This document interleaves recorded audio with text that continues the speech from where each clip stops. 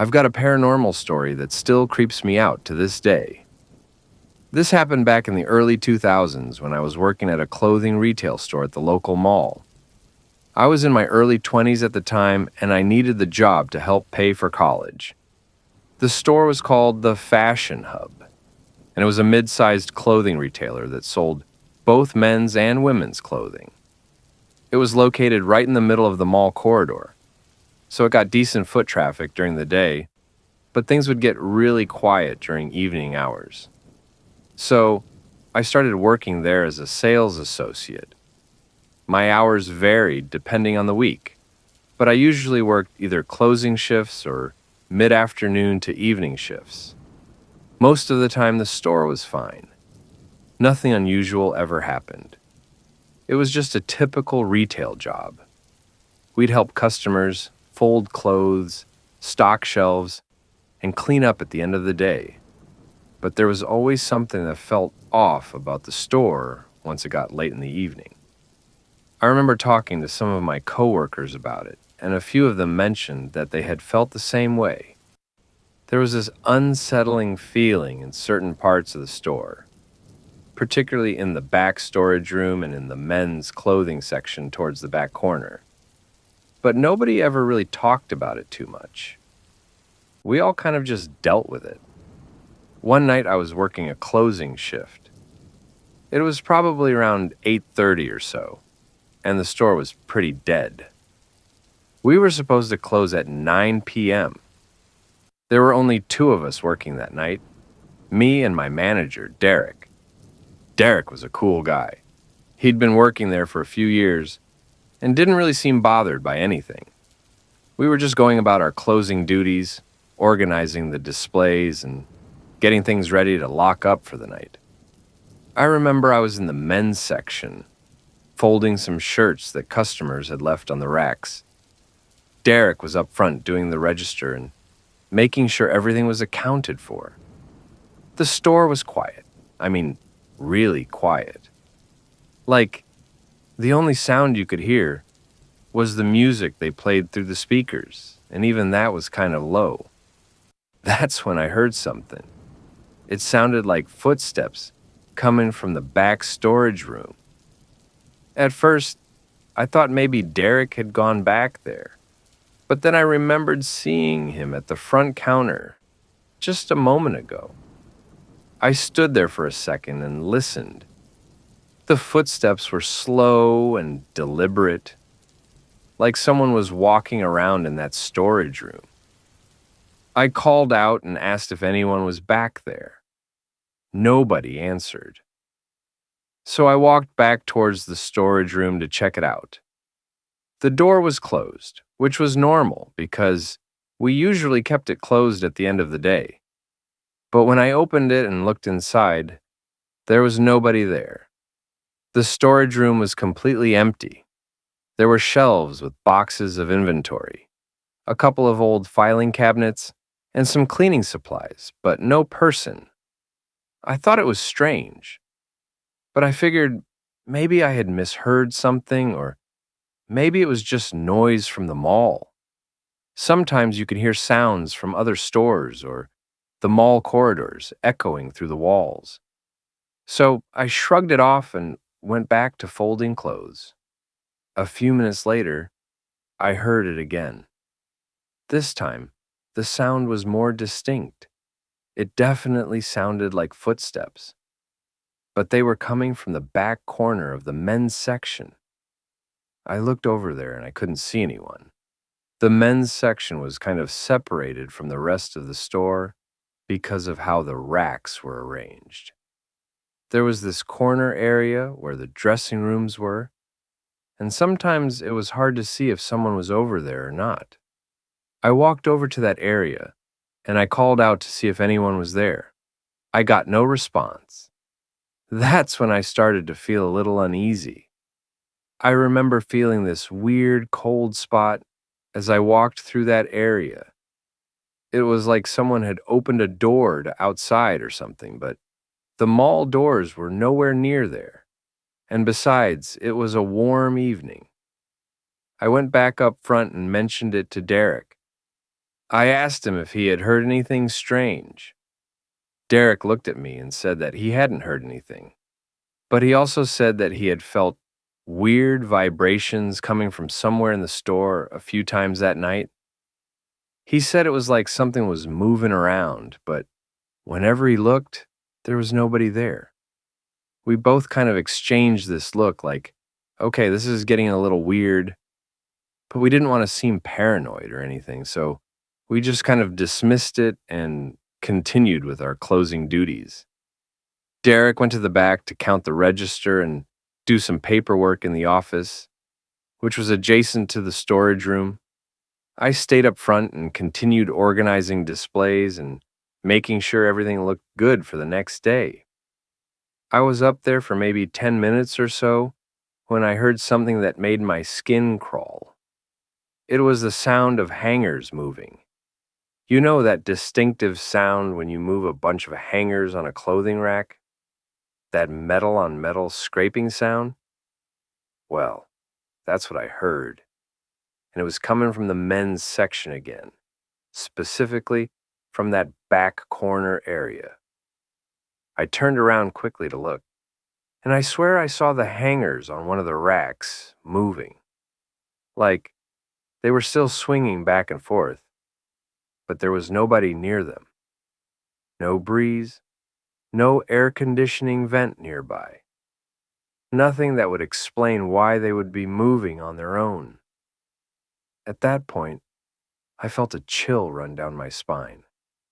I was genuinely creeped out. I walked back there to get a closer look at the racks, and the hangers were still slightly moving.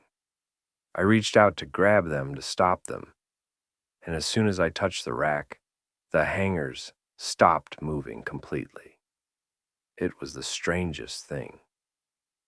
I called out for Derek again and asked him to come up front.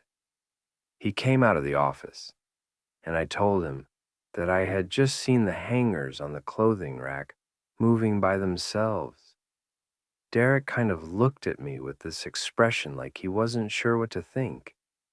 He asked me if I was sure, and I told him yes, I was absolutely sure. He kind of nodded and said that maybe it was the air conditioning or something, but I could tell he was being dismissive about it. We decided to finish up closing as quickly as possible. Derek told me to finish organizing the front displays while he locked up the back. So I was working up front, and Derek went towards the back of the store. I was putting some folded items on a table when I heard Derek call out my name from the back. He sounded kind of alarmed. I immediately walked towards the back where Derek was, which was near the storage room. Derek was standing there looking into the storage room, and he asked me if I'd gone back there recently. I told him no. I hadn't been back there since earlier when I checked for whoever was making those footstep sounds. Derek said that it looked like someone had been moving boxes around. He said that the boxes were stacked differently than how we had left them that morning. We both stood there looking at the storage room, and neither of us wanted to go in there. There was just this feeling. I can't really explain it, but it felt like we were not alone. It felt like something was watching us from inside that storage room. The temperature seemed colder, too. Derek decided to take a step inside the storage room to look around more carefully. He walked in slowly and started looking at the boxes. He was moving some of them to see if anyone was hidden back there, but there was nowhere for anyone to hide. It was just boxes and shelves. That's when Derek suddenly let out this yell. It wasn't a scream exactly, but it was a loud shout of surprise or alarm. He backed out of the storage room quickly, and he had this look on his face like he had just seen something that terrified him. I asked him what happened and what he had seen, but Derek was kind of stuttering and having trouble getting his words out. Finally, Derek told me that he had felt something cold brush against his face. He said it was like a sudden gust of cold air, but it felt more like, he described it as feeling like a hand. a cold hand that had brushed across his cheek. He said it happened so fast that he couldn't be sure, but it had startled him. I felt the hair on my arms stand up. We both just kind of stood there for a moment in silence. Then Derek said that we should finish closing up and get out of there. We didn't waste any time after that. We quickly went through the rest of the closing procedures. We checked all the fitting rooms to make sure nobody was in the store. We set the alarm, we locked all the doors, and then we left. When we got outside the store, Derek and I just kind of stood there for a moment. We didn't say much, but I could tell we were both unsettled by what had happened. Derek told me that this wasn't the first time something weird had happened in that store. He said that over the months he had worked there had been several incidents where he felt like something was off. He mentioned that a couple of times he had heard disembodied voices coming from the back of the store, and he had felt sudden cold spots in certain areas. I asked him why he hadn't mentioned this before, and he said that he didn't want to seem crazy or paranoid. He said he figured it was just his imagination or the old building settling or something. But after tonight, he said he was pretty convinced that something paranormal was going on in that store. We parted ways and went home. I remember lying in bed that night thinking about what had happened. I kept replaying the image of those hangers moving by themselves.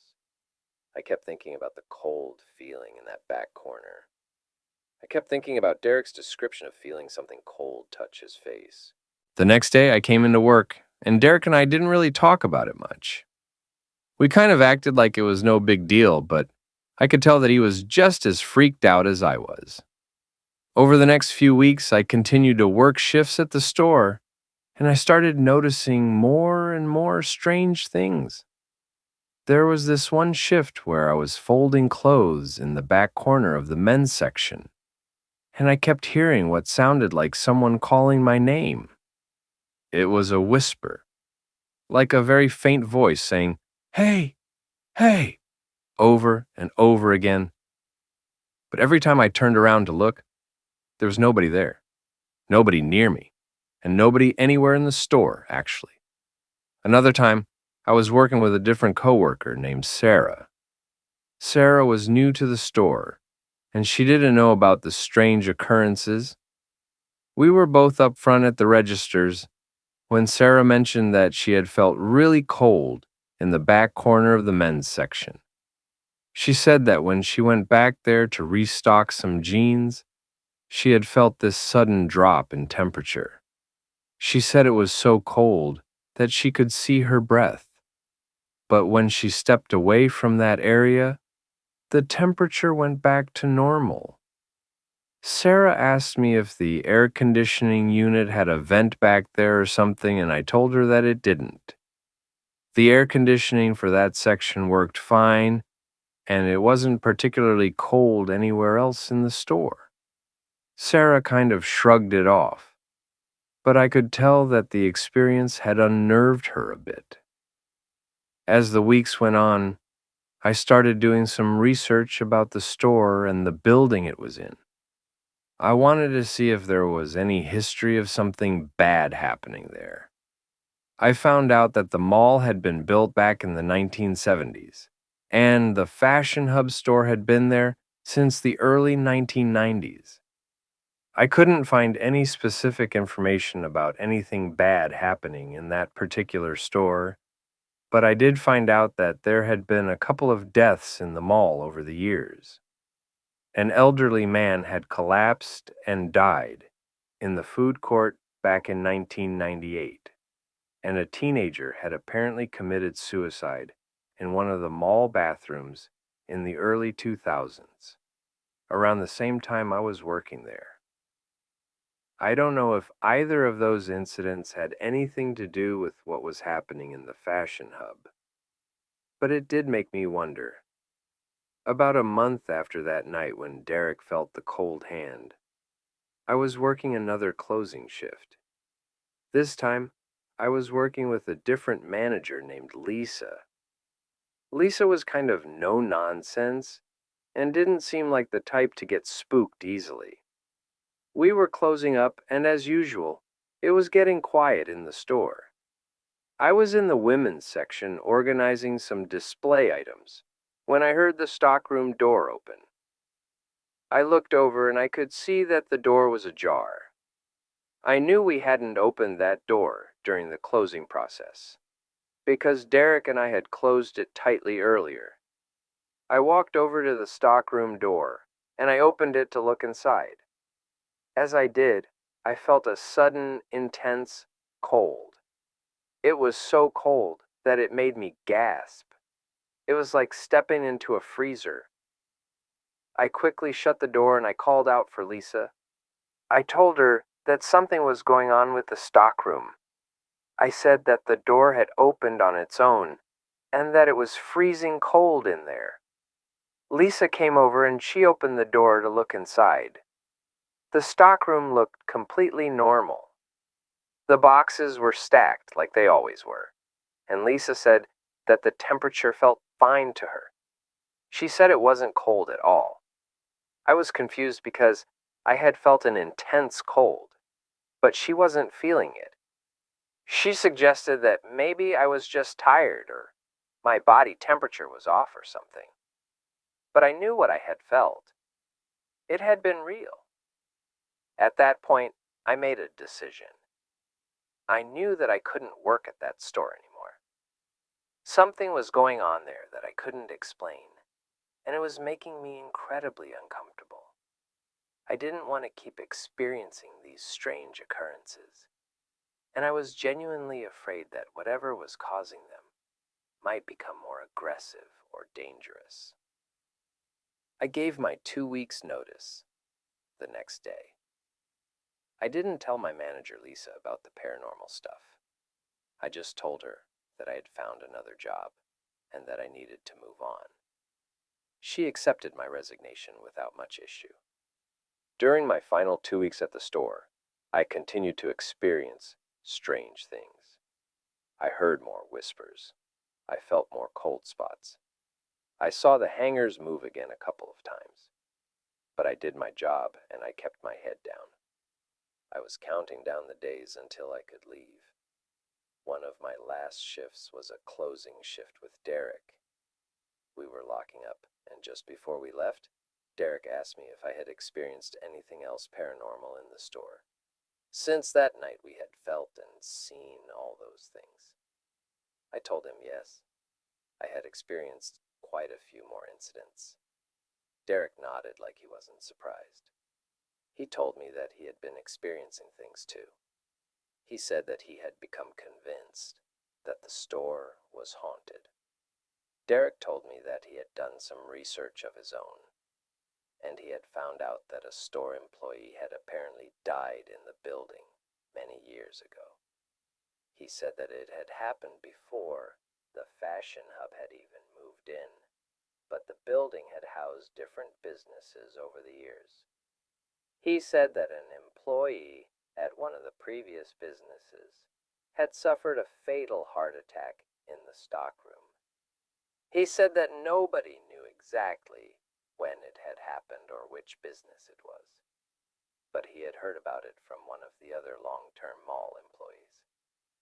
Derek suggested that maybe the spirit of that person was still haunting the building, specifically the area where they had died, which would explain why the stockroom and the back corner of the men's section had the most paranormal activity. Those areas were probably closest to where the person had collapsed.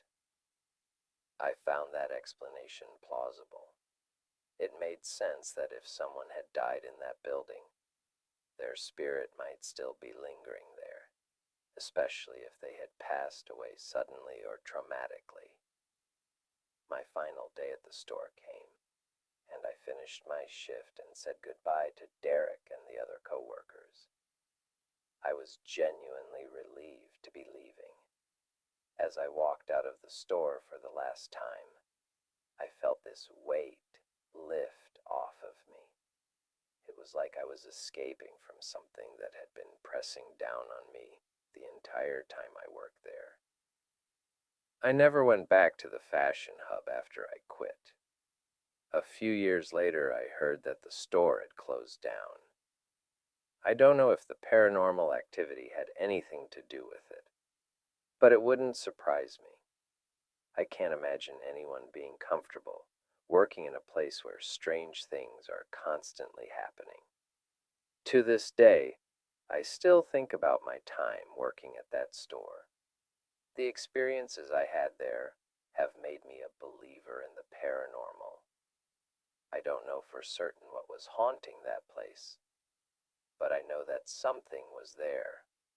Something that could move objects, that could change the temperature of a room, and that could make its presence known in ways that were impossible to explain through rational means.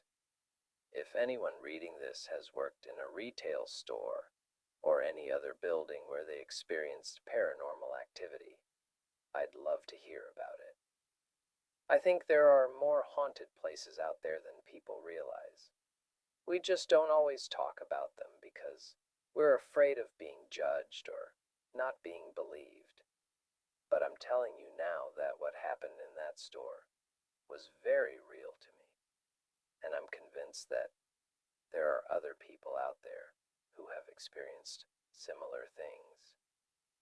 I still get chills when I think about those cold spots, those moving hangers, and that feeling of being watched while working in that store. And I still wonder sometimes about the spirit or whatever it was that was haunting the fashion hub. I wonder if it's still there in that stockroom, waiting for the next person to come along and experience the unexplained events that I went through. One time back in the 1990s when I was in high school, I was left home alone. Me being home by myself was something that very rarely happened because I have a large family. Living in the house was my parents, my older brother and sister, me, and then my two younger sisters as well. So, with all those people, the chances were that somebody would be home pretty much all the time. Now, I don't remember where everyone had to go on this particular night, but it just so happened that everyone had places to go except for me. So, for a few hours that night, I would have the house to myself. I was not nervous at all because I wasn't a little kid. I was in high school, but it still felt really odd just because I was not used to it. I remember that the house felt very quiet. It was dark outside, and our neighborhood was pretty typical. A good amount of other houses on the street, but things were mostly pretty quiet. At one point, maybe an hour or two into being home by myself, I went downstairs from my room to go to the kitchen. This was on the main floor and towards the back of the house. There I was getting something to drink when I saw something out of the corner of my eye.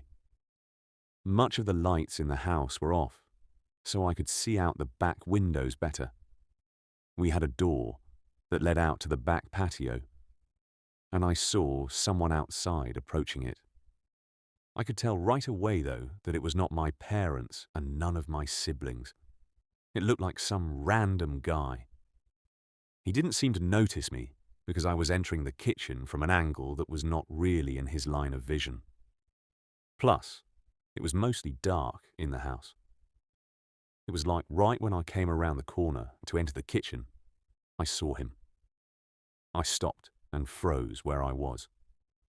The man continued to approach the back door. I was now in the kitchen and near this door that led down to the basement.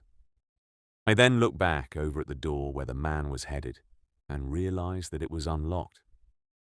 This gave me a terrible feeling of panic.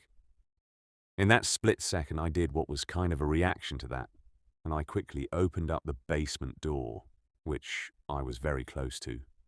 It was already slightly opened, and I went inside and then shut the door behind me. Just when I did, I heard the back door to the house opening. I then quickly ran down the stairs. Our basement was finished, but there wasn't much down there. The stairs had carpet which I'm glad for because it made my footsteps very quiet.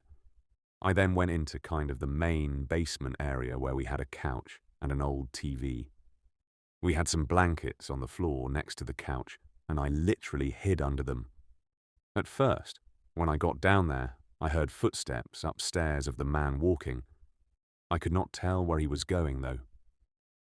I just hoped that he wouldn't go down into the basement where I was. I wanted to call my parents or the police, but could not. I didn't have a cell phone back then, and we did not have a home phone in the basement, only upstairs. I hid under the blankets for the longest time, and I didn't hear or see anything as I was covered.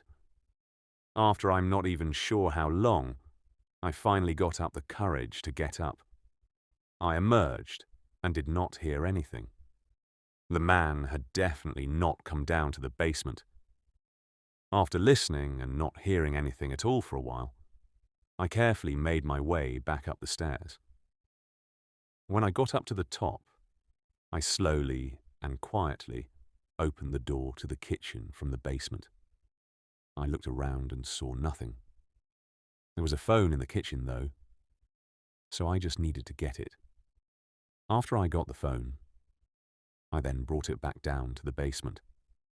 In that time, I still heard and saw nothing. I was hoping that the man had left. I called the police from the basement and told them that a man had entered our house, and I gave them the address. I didn't know if the guy was still there or not, but I knew that I should call to be safe. So, I waited down in the basement until the cops got there, and I figured that the man was probably long gone by now.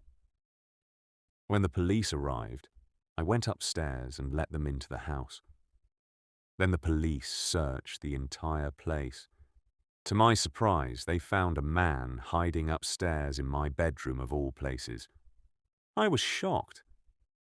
My parents got home not long after, as well as some of my siblings. I don't remember a whole lot after that, but it was certainly a crazy experience. I do not know exactly why the man chose our house, or if there was a reason he went to my room. The back door had been left unlocked with so many of us living there, and coming and going, but after that, everyone always made sure to lock it. This is something that happened really not that long ago. I live alone by myself in my apartment, which is on the first floor of a standard, fairly new building. As I sat by myself in the living room one night, I got a text on my cell phone out of nowhere. The text read, "I'm watching you," in all capitals. It was from a number that I did not recognize, so I had no idea who it was. When I saw this, my first reaction and also hope was that it was a joke by one of my friends, but part of me also felt creeped out by it. I didn't know how they would have an unknown number if it was a friend, but I also did not know who would do something like this. But I mean, come on, it just had to be a prank. That's what I was telling myself. I texted back asking who it was that was texting me. Not too long after this, I got a response. They said, "The person that is watching you," once more in all caps. I guess I should have expected an answer like that. Now I had all my windows closed and covered in my apartment, so I found it impossible for somebody to actually be watching me. But now I was feeling paranoid. My place is small, just one bedroom, a bathroom, and then a pretty large space with a kitchen and living room in it. Still, I went around and checked all my closets and rooms and confirmed that I was alone. Then I checked out my peephole and opened my door to the hallway. The coast was clear. Finally, I went around and looked out my windows to the surroundings. My windows looked out to the parking lot, which had a good amount of cars in it, but I didn't see anybody out there at all. So it was hard to tell if anyone was watching me or not, but it sure didn't seem like it. I saw nothing obvious, but if somehow this person was in the parking lot or something like that, they couldn't see me. All they would see is my windows because I had shades over them. I felt safe in my place, but I was still really creeped out by this. I almost texted back again, but then I decided to just block the number. If this was a prank by one of my friends, I didn't find it funny, and by blocking them, it would probably get whoever was doing it to fess up. However, I did not receive any texts at all. For the rest of the night when I was up, nothing strange happened. I felt a little spooked and checked out the windows every so often, but everything seemed fine. So that night, I was about to go to sleep. I was in my bed, just doing some reading before falling asleep. Out of nowhere, I heard this knocking at my front door. It was not that loud, but it was constant. A repeated knocking sound that just kept going. I was too creeped out to get up and see who was there. I knew that my doors were locked, so I just hoped that the person would not try to break in or anything. I also instantly connected it to the text, and this whole situation now seemed 10 times scarier. I got out my phone ready to call the cops. The knocking went on for probably about a minute straight. Then it stopped. I was still too freaked out to move for a while. Finally, I got up and left my bedroom. I went to the peephole of my apartment and looked, but the person was gone. I stayed up for hours after that, too scared to sleep. I didn't get any more texts, and I didn't get any more knocks on the door either. I was finally able to fall asleep really late. The next day, things were fine. Since then, I haven't received any texts or strange knocks on the door. I still don't know who it was. I thought maybe it could have been a neighbor, but I obviously have no proof of that. I really have no clue. To come to my actual door and knock on it so late at night seems too far-fetched to be a prank. And if it was one of my friends, I would think that they would have said something about it by now. I still don't know who did that or why. My husband travels a lot for work, so I'm home by myself quite often in our house. This was a couple of years ago now, and he was away for several days. So one night I was in our bedroom FaceTiming him as he was in his hotel. We often FaceTime every night when we're away from each other. We talked for a while, and it was getting late, so we said goodnight to each other and then hung up. My husband said that he was going to sleep now, and I was already in bed, but not that tired yet. So I put on a show and laid in bed watching it. Roughly 30 minutes later, I heard something downstairs. It kind of sounded like someone had knocked on the door. I didn't hear it very clearly though. I was upstairs, so it was pretty far away. I listened closer, wondering if I was just imagining it or if it was possibly something else. About 30 seconds later, I heard it again. It did sound like someone was knocking at the front door. Still, I didn't hear it very clearly. I got up from my bed and looked out of our bedroom window at first, but it did not have a view of the front door.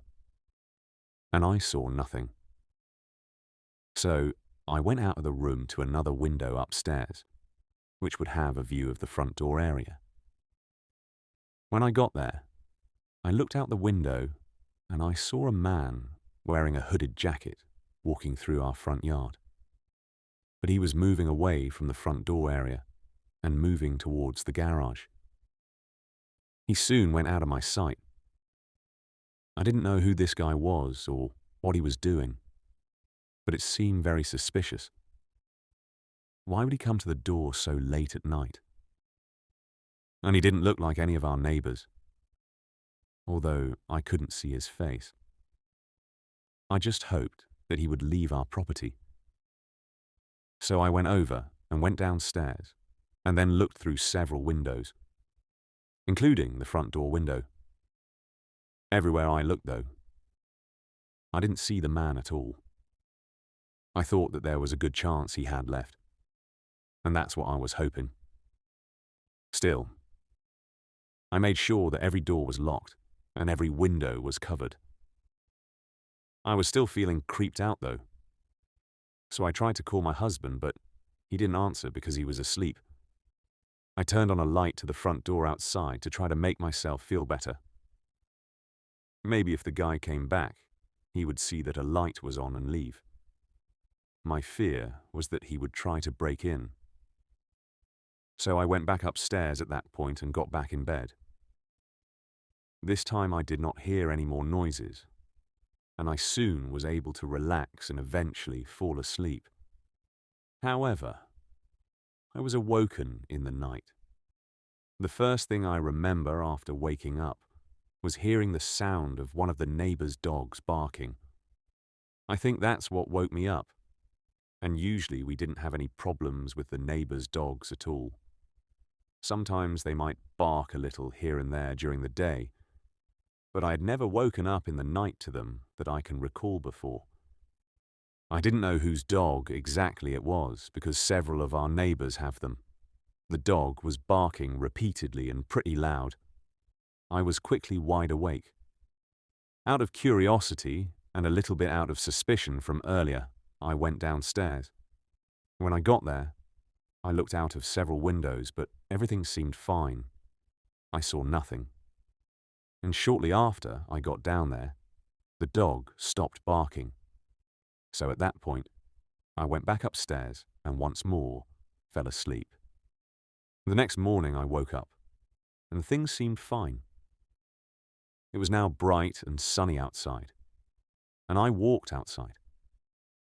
However, when I got to the back patio area, I saw something that left me speechless. By the back door, there were a bunch of marks on the wall right next to it, and some on the door as well.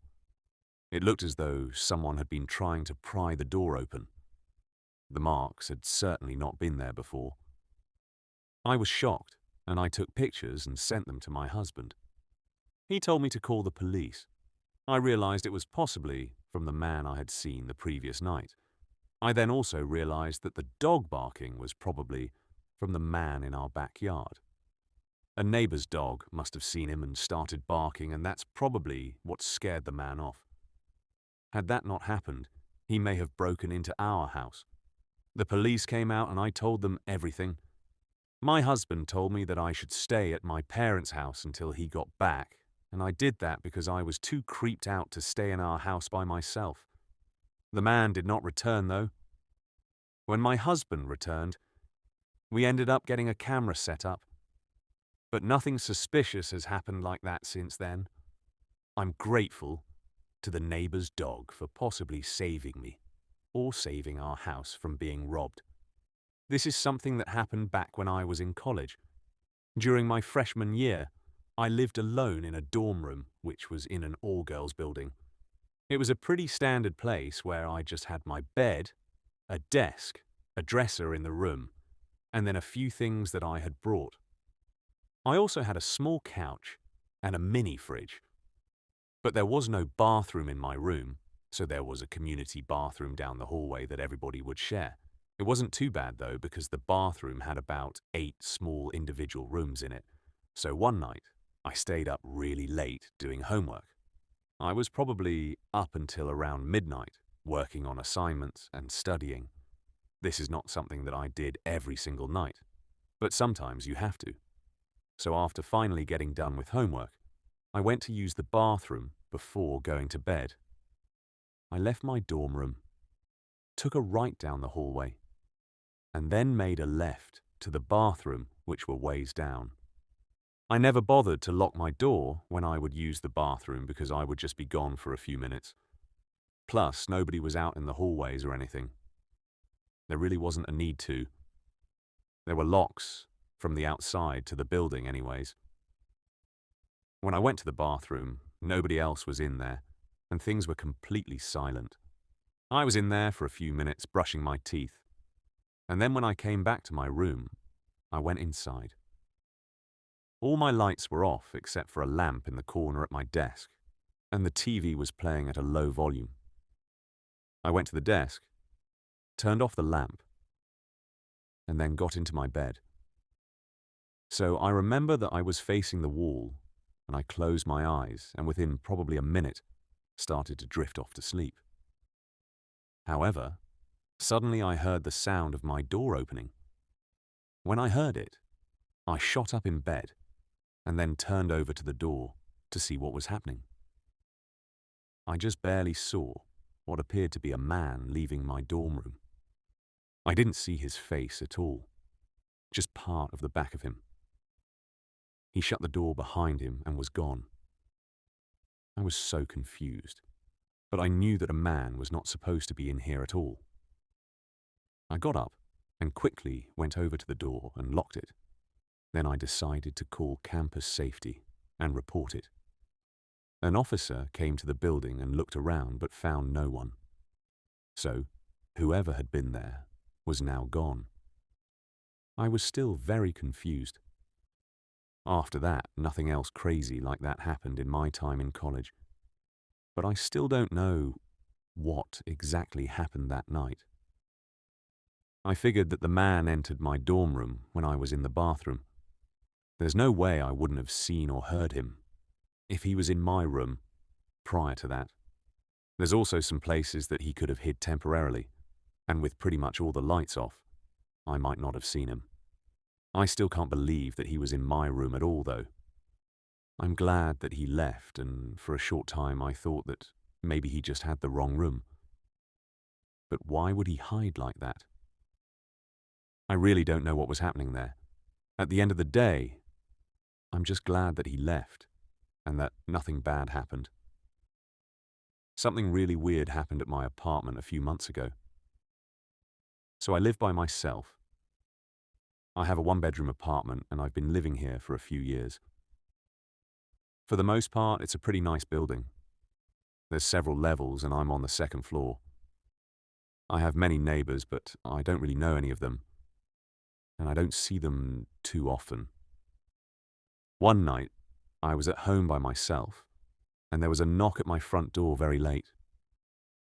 It was probably close to midnight. So right away, I knew that something was off. I wasn't expecting anyone. This rose my suspicions, and I went to the door to see who was there. When I looked through the small peephole in the door to the other side, I saw something strange. There was a man standing there wearing a suit and sunglasses. For whatever reason, I do not know why, I decided to answer the door. Even though it was creepy and late at night, I guess I just felt brave, or like the guy wouldn't do anything bad. I opened the door, and the guy just stood there a couple of steps away, looking at me. But when I opened it, I also noticed that there were 4 other guys all wearing suits and sunglasses. It was the weirdest thing. They were standing farther back a slight ways down the hallway. I asked if I could help them, and I'm sure that I seemed very confused because I was. The man in front of me seemed to look at me, as did the others, but nobody said anything. I looked at everyone else, and they were all just staring at me. I asked them who they were and what they were doing. They all just stared at me, but said nothing. Then, at once, just about every single one of them began to walk towards me. It started with the guys that were farther away, and then the guy right in front of me started to approach as well. I did the logical thing, which was to slam the door very quickly, and then lock it. When I did, they actually tried to open my door. I yelled that I was going to call the cops. They stopped trying to open the door, but this did not scare them off. Now, all the men just stood in the hallway, staring at my door. I watched through the peephole. They're just looking at my door, standing next to each other. I was so creeped out. I didn't leave the door and just kept watching them. I was debating actually calling the cops. This went on for quite some time. Then, finally, after probably 2 or 3 minutes of like a standoff, they all just walked away. When they were gone, I looked down the hallway and confirmed it. After that, they did not come back. I'm still left wondering what that was all about. Was it just a group of guys trying to scare people to be funny or something? I'm really not sure, but it was the weirdest thing that's ever happened in my time living here. I'm hoping that I never see those guys again. Welcome back, horror fans. Today we are breaking down a collection of terrifying, real-life encounters from a place you visit almost every week, but will never look at the same way again. Welcome to 5 True Walmart Horror Stories. Let's jump straight into the darkness.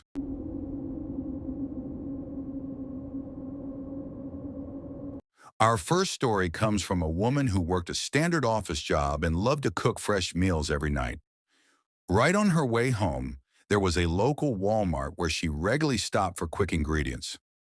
One afternoon, a friendly bald employee with a dark beard in the produce section struck up a conversation with her. Over the next couple of weeks, this became a routine. He was always nice, but his questions gradually became unsettlingly personal, probing into where she worked and exactly where she lived. Things took a dark turn when he abruptly cornered her and asked for her number. When she politely declined, his entire body language shifted into pure offense, and he stormed off. Shaken, she finished her shopping and walked out to the far end of the parking lot, only to notice the man sitting in a car nearby. As she pulled out, his car trailed hers, mimicking every single turn all the way to her apartment complex. Realizing he was stalking her, she bravely drove in circles, waited for the perfect gap in heavy rush hour traffic, and pulled a dangerous merge to cut him off and escape.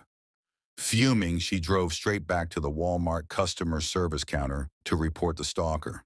When the managers called up the produce team, they delivered a chilling revelation. Nobody of that description had ever worked there. The man had simply bought a blue Walmart vest online to blend in and hunt for victims. The second encounter takes place late on a quiet weeknight in the fitness and toy aisles. A shopper was browsing near the back corner of the store when she overheard a strange man's voice talking to a little girl in the next aisle over. The man said, whispering, "I will buy you this toy if you come with me. Your mom said it's okay."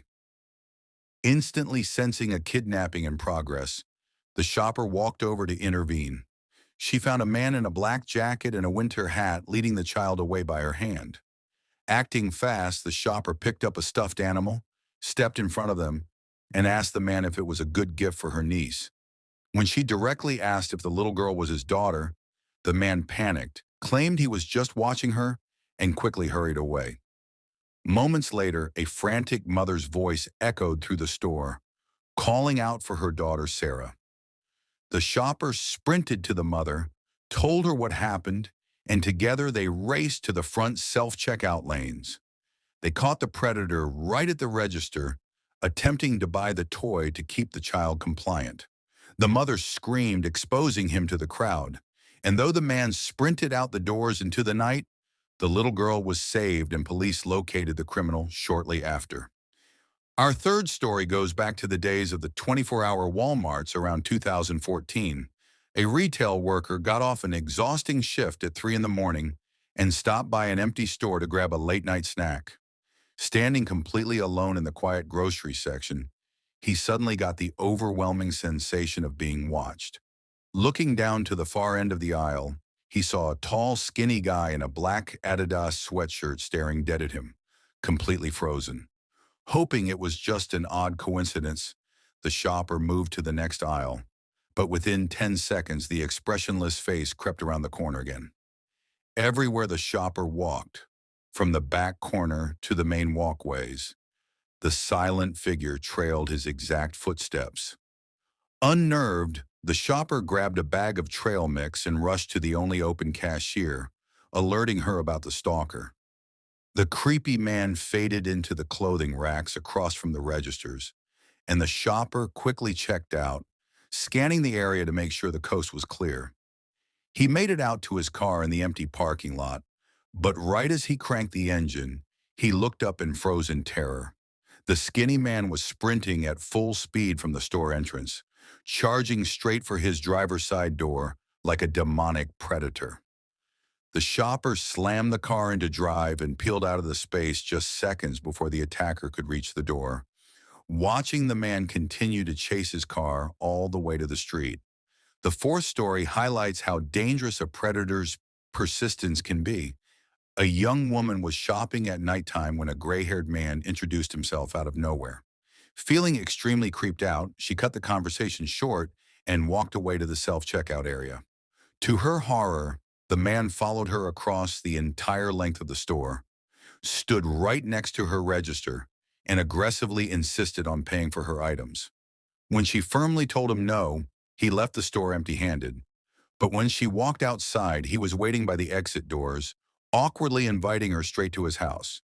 She walked away fast, got to her car, and successfully drove home. Believing it was just a one-time encounter, she continued using the same store. A month later, she was grocery shopping at 8 in the evening when she locked eyes with the exact same gray-haired creep. Terrified, she immediately abandoned her cart, crossed to the far opposite end of the quiet department, and tried to hide behind the aisles. But as she peeked through the shelves, she saw the man slowly tracking her down, closing the distance from afar. Realizing she would be cornered at the registers, she dropped everything, bolted out the exit doors, and sped home, completely abandoning that location for good. Our final story comes from a former overnight stalker who worked the 11 p.m. closing shifts.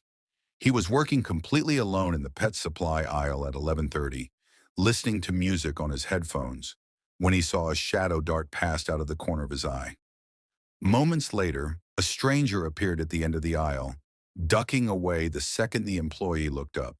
The stalker took out his headphones and radioed his manager that an unauthorized intruder was hiding in the building after hours. An hour later, the employee walked into the massive, dark backroom warehouse to move stock, completely isolated from the rest of the crew. Suddenly, he spotted the intruder crouching behind a cardboard box underneath a heavy industrial shelf. Trying not to cause a panic, the employee turned around to walk away quietly, but he instantly heard heavy footsteps rushing up from 30 feet behind him. The stalker bolted into a full sprint toward the sales floor doors, hearing the attacker chasing him down until he burst through the exit. He grabbed another overnight worker, and together they armed themselves and went back to search the warehouse. Just as they opened the backroom doors, they heard the heavy slam of the emergency exit. They rushed to the scene just in time to see the shadow escaping out into the pitch-black night. The intruder had successfully evaded security, hiding in the dark corners for hours, just waiting to hunt the employees. These chilling encounters prove that crime can strike in the most mundane, brightly lit places when you least expect it. If these true stories sent a shiver down your spine, make sure to hit that like button, subscribe to the channel for more dark storytelling commentaries, and always remember to watch your surroundings. Stay safe out there, and see you in the next video.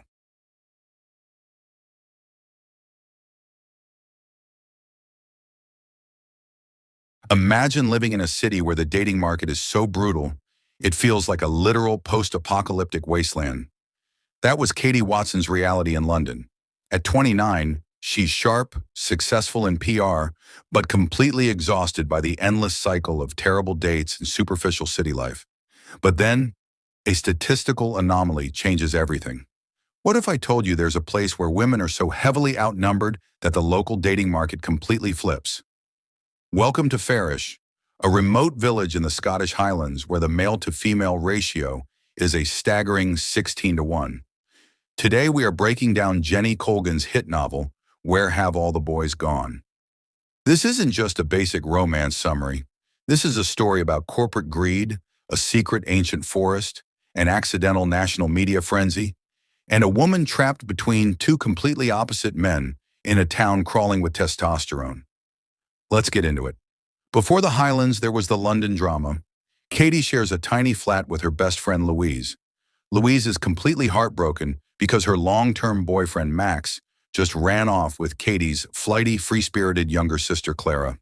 The awkwardness is real, the vibes are tragic, and London life is suffocating. So, when a short-term PR consultancy gig opens up for the Forestry Commission in the middle of nowhere, Scotland, Katie packs her bags. Louise, desperate to escape the ghosts of her past relationship, hitches a ride. Their arrival is a disaster. It's freezing, it's raining, their tiny car gets stuck in a flood, and they are greeted by Mrs. McCloudy, the most terrifying anti-hospitality boarding house owner you could ever imagine. No central heating, thin blankets, and a strict rule. Only one slice of toast for breakfast. Welcome to paradise, girls. The next evening, Katie and Louise stumble into the local pub, the Mermaid, looking for a break. And this is where the culture shock hits. They step inside, and the entire room falls dead silent. Why? Because the pub is packed to the brim with men. Farmers, rugged fishermen, elite tech geeks from the local research institute, rugged tree surgeons. And literally not a single other woman is in sight. Louise looks at Katie and asks, "Is this my surprise party, or is this heaven?" For Louise, this is a total reset. Suddenly, these city girls are the center of a massive universe of attention. But while Louise starts enjoying the unaccustomed flattery, Katie has to actually go to work. And her boss? Well, he's a whole different kind of problem. Enter Harry Barr. He is the head of the Forestry Commission. He's brooding, intensely serious, completely uncombed, and has a massive wall up. He and Katie clash instantly. Harry treats her like a superficial city girl who only cares about lip gloss, while Katie thinks Harry is a sanctimonious dictator. But Harry is carrying a massive burden. He pulls Katie into the deep, ancient forest of Gaelcolia, a place running wild with natural roots, hidden waterfalls, and 400-year-old trees. He reveals a devastating secret. A massive corporate developer called Pluto Enterprises is trying to completely bulldoze this ancient ecosystem to build a giant luxury golf course. Harry wants to fight them quietly behind closed doors. Katie, using her PR brain, tells him he's crazy. Big business doesn't disappear if you ignore it. You have to fight loud. Meanwhile, Katie meets Ian Ken Ross, the charming, witty journalist who runs the local newspaper. Ian represents everything Harry isn't. He's smooth, handsome, and takes Katie out to a spectacularly romantic, exclusive seafood restaurant on the cliffs. The chemistry is undeniable, and after a few drinks, they end up back at his place. But here's the twist. The intimate night turns into an incredibly awkward, disappointing blip. Instead of handling it like an adult, Ian goes completely radio silent the next day, leaving Katie feeling rejected, insecure, and deeply humiliated. Frustrated with Ian and stressed about the forest, Katie's professional life completely implodes at the local agricultural fair. Trapped in a media production trailer, Katie starts ranting out loud about her messy personal life, corporate greed, and explicitly calls her boss, Harry, a clueless idiot. The nightmare? The trailer's PA system was fully switched on. Her entire rant is broadcasted live over the loudspeakers to every single person at the fair. Harry is furious. Katie thinks she's fired, her assignment is ruined, and she leaves for London in absolute shame. But a funny thing happens when a crisis goes public. The entire town rallies behind the cause. Ian publishes a massive front-page feature using Katie's talking points. The story catches fire nationally. Katie is invited onto major Scottish radio stations, and eventually she and Harry are booked on the biggest tea time TV show in the UK, Richard and Judy. During the live TV broadcast, Katie explains that the town is already facing a massive crisis because there are no women, and the last thing they need is hundreds of male corporate golfers taking over. The TV show goes viral, but not just for the environmental message. Single women across the country hear about this mystical village with a 16-to-1 male ratio, and they descend upon Farish like a literal flood. Tour buses, bachelorette parties, and single women fill the streets. The local tech geeks are grinning from ear to ear, the local pub is overwhelmed, and the quiet village turns into a chaotic festival. Katie is sent back to Farish to manage the chaos and organize a massive fundraising Midsummer Night's Ball at a local manor house to fund the legal battle against the developers. As Katie digs deeper into the corporate files to prepare for the ball, she uncovers the ultimate bombshell. The ruthless corporate developer trying to destroy the forest is actually Ian's father. Even worse, the real reason Harry and Ian hate each other goes back to childhood. When they were 12, Harry's mother fell tragically ill. Ian's father forced Ian to stay away from Harry's family to protect their corporate image. Harry felt abandoned by his best friend during the worst moment of his life, and Ian was too intimidated by his father to ever fix it. This all builds up to the night of the grand midsummer ball.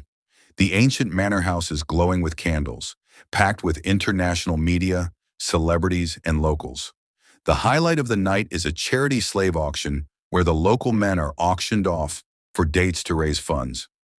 During the auction, Ian's father marches into the ballroom with a group of wealthy corporate investors prepared to shut the event down. But something incredible happens. Harry steps up to the microphone, delivering an intensely passionate speech about preserving the wild, untamed spirit of the Highlands. Inspired by the moment, Ian stands up beside Harry, finally defying his father. Facing a massive national PR disaster in a united town, the investors panic, and Ian's father is forced to officially pull out of the deal. The forest is saved, but as the crowd cheers, Katie looks at the two men. Ian tries to apologize for his behavior, but Katie realizes something profound. Ian is charming, but he's weak. He didn't call because he was insecure. On the other hand, Harry, the man who drove her crazy, the man who seemed so grumpy, was the one who actually stood by her, worked with her, and fought for the things that mattered. Before she can say anything, her phone rings. Her sister Clara has gone into labor early in London. Using a private plane lent by a celebrity guest at the ball, Katie and Louise rush back to the city. Back in London, the baby is safely born. Louise decides she's completely done with city life and announces she's moving back to Scotland permanently to be with Craig, the local vet. Katie is left walking across Waterloo Bridge alone at sunrise, still wearing her red satin ball gown from the night before. She looks at the smoggy, noisy city and feels a profound sense of loss. She assumes her time in the Highlands was just a beautiful, chaotic dream. She thinks she backed the wrong horse and lost her chance at real love. Suddenly, a car screeches to a halt behind her. Harry Barr steps out. He has driven 12 hours straight through the night from Scotland to London just to find her. He steps up to her on the bridge, completely dropping his guard, and admits he was a jealous, stubborn idiot. He tells her that his life was completely empty without her disrupting it, and begs her to come back with him to the Highlands. Katie runs into his arms, realizing that she doesn't care about city lights or corporate ladders anymore. Because home isn't a place on a map, it's wherever the person you love is. They get into the car and head back north, leaving the big smoke behind for the clean sky of the mountains. And that is the chaotic, beautiful story of Where Have All the Boys Gone? If you love the cinematic book breakdown, make sure to smash that like button, subscribe to the channel for more storytelling summaries, and let me know in the comments below. Would you survive a 16-to-1 dating market? See you in the next video.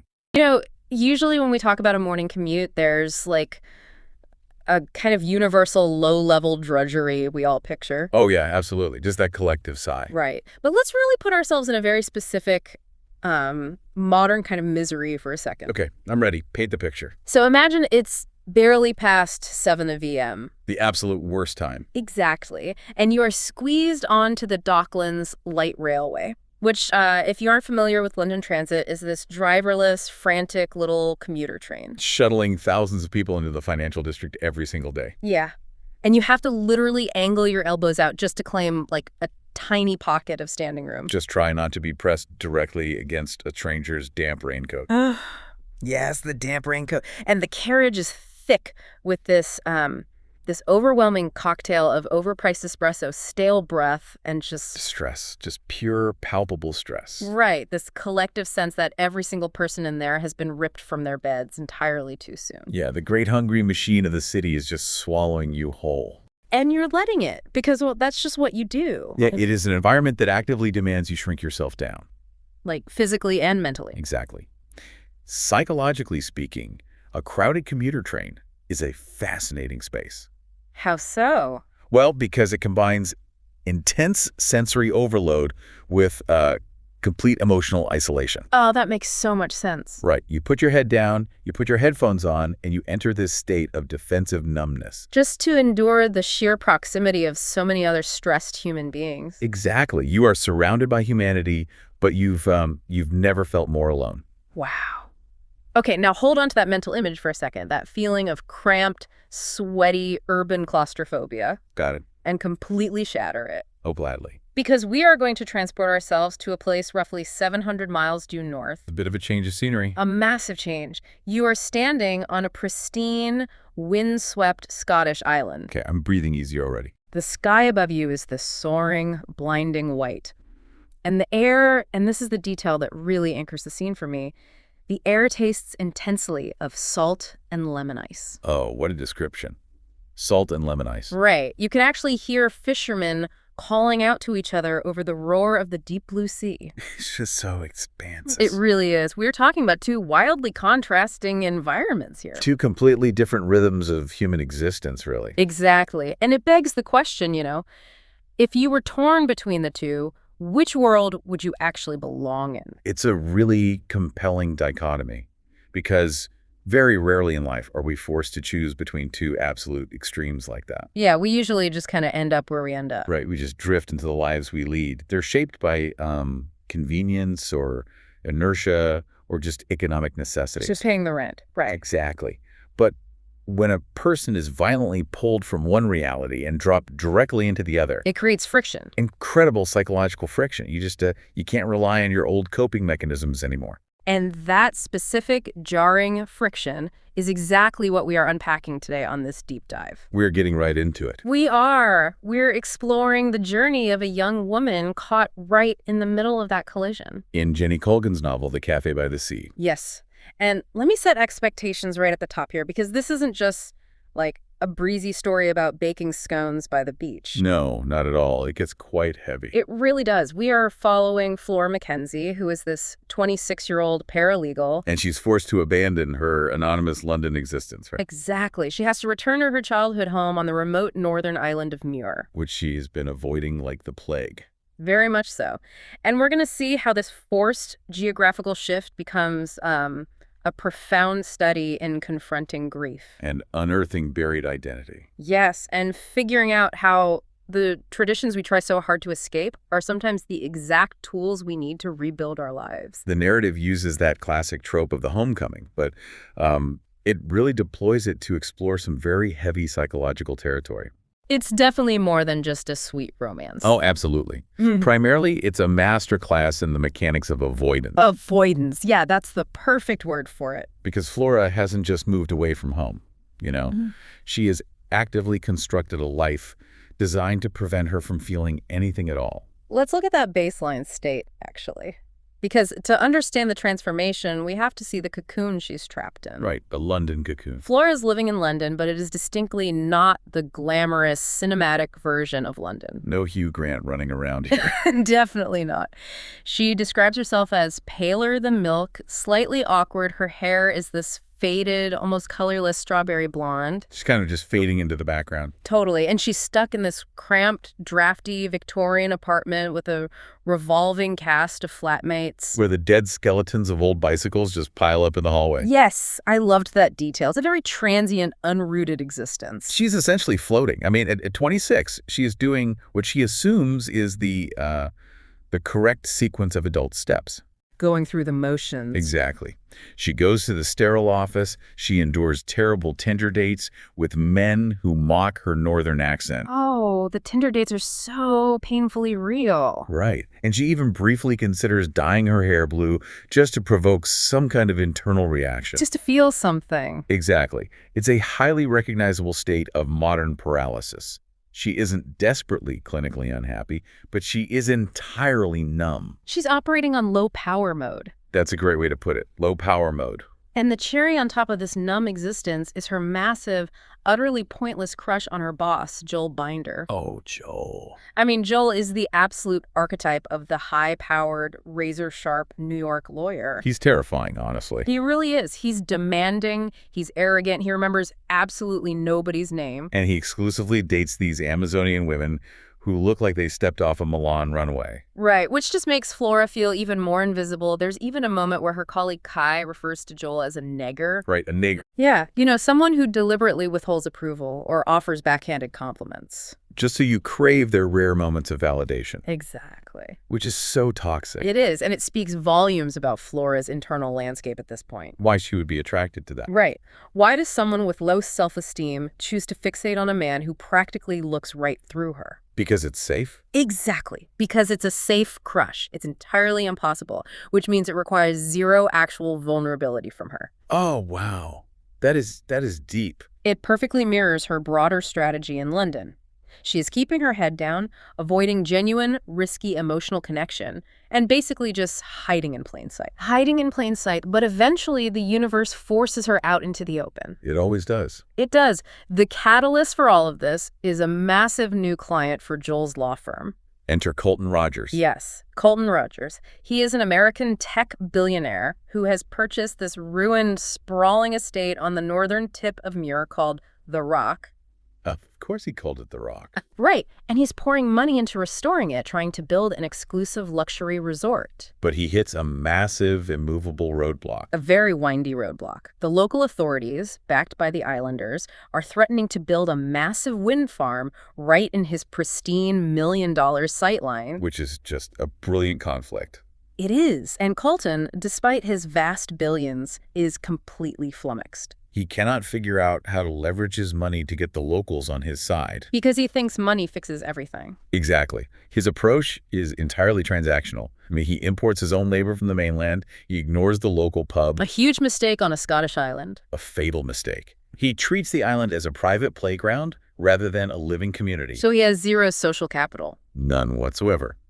But someone in human resources remembers that the law firm has a junior staffer who actually grew up on Muir. Cue the absolute sheer panic for Flora. The heck? She gets summoned up to the top floor, which is Joel's corner office, an altitude she never normally reaches. Right, the stratosphere of the firm. And Colton essentially demands that she act as his local liaison. And Joel just signs off on it immediately. Without even asking her. He realizes that his billionaire client is obsessed with this idea of having a local insit to manipulate the wind farm situation. So he doesn't ask her. He just tells her. You are going back to Muir. It's a brilliantly constructed, inciting incident because it completely traps her. She has no way out. Right. It takes the one place on Earth Flores has been desperately trying to avoid and turns it into a strict professional mandate. She can't say no. If she refuses, she jeopardizes the very career she built to escape that island in the first place. It really makes you wonder about the lengths we go to outrun our own history. Oh, definitely. We physically relocate, we change our wardrobes, we build entirely new routines. All to construct a barrier between ourselves and whatever painful thing we left behind. But the trauma or the grief doesn't actually disappear, does it? No, it never does. It just sits there waiting for the barrier to crack. Exactly. Avoidance is one of our most powerful, yet ultimately fragile defense mechanisms. Because you can't run forever. Right. We think distance equals resolution. But as Flora is about to discover, geographical distance does nothing to resolve emotional baggage. So that barrier gets entirely dismantled. And the journey back isn't some simple, anonymous train ride where you can read a book and ignore the world. It is a trek. A serious trek. It is a flight to the absolute edge of the map. She has to take this tiny, vibrating 12-seater prop plane from Inverness. Oh, those tiny planes are terrifying. They really are. And it's filled with hardy bird watchers and oilmen heading out to the rigs. Such a specific crowd. They fly over this endless, turbulent expanse of gray sea and finally land at a little corrugated tin shed that passes for the island's airport. The physical isolation of the place is just immediate. Immediate and stark. And that geographical isolation mirrors a profound emotional exposure. How do you mean? Well, Muir isn't a place where, Westminster politicians visit, or where you can lose yourself in a crowd. There is no crowd. Exactly. It is deeply entrenched in its own rhythms, governed entirely by the harsh weather and the tides. So you can't hide. Right.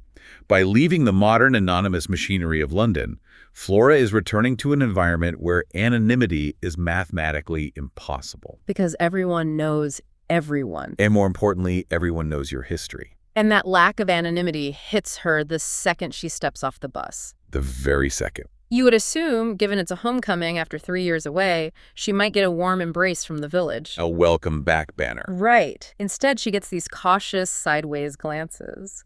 The local fishermen give her tight, reticent nods. It's chilly. Very chilly. And then the true trial by fire, she runs into Mrs. Kennedy. Oh, Mrs. Kennedy. The ancient eagle-eyed former dance teacher. She's terrifying. She really is. But this interaction is incredibly revealing about the sociology of small communities. It's brutal. Flora is...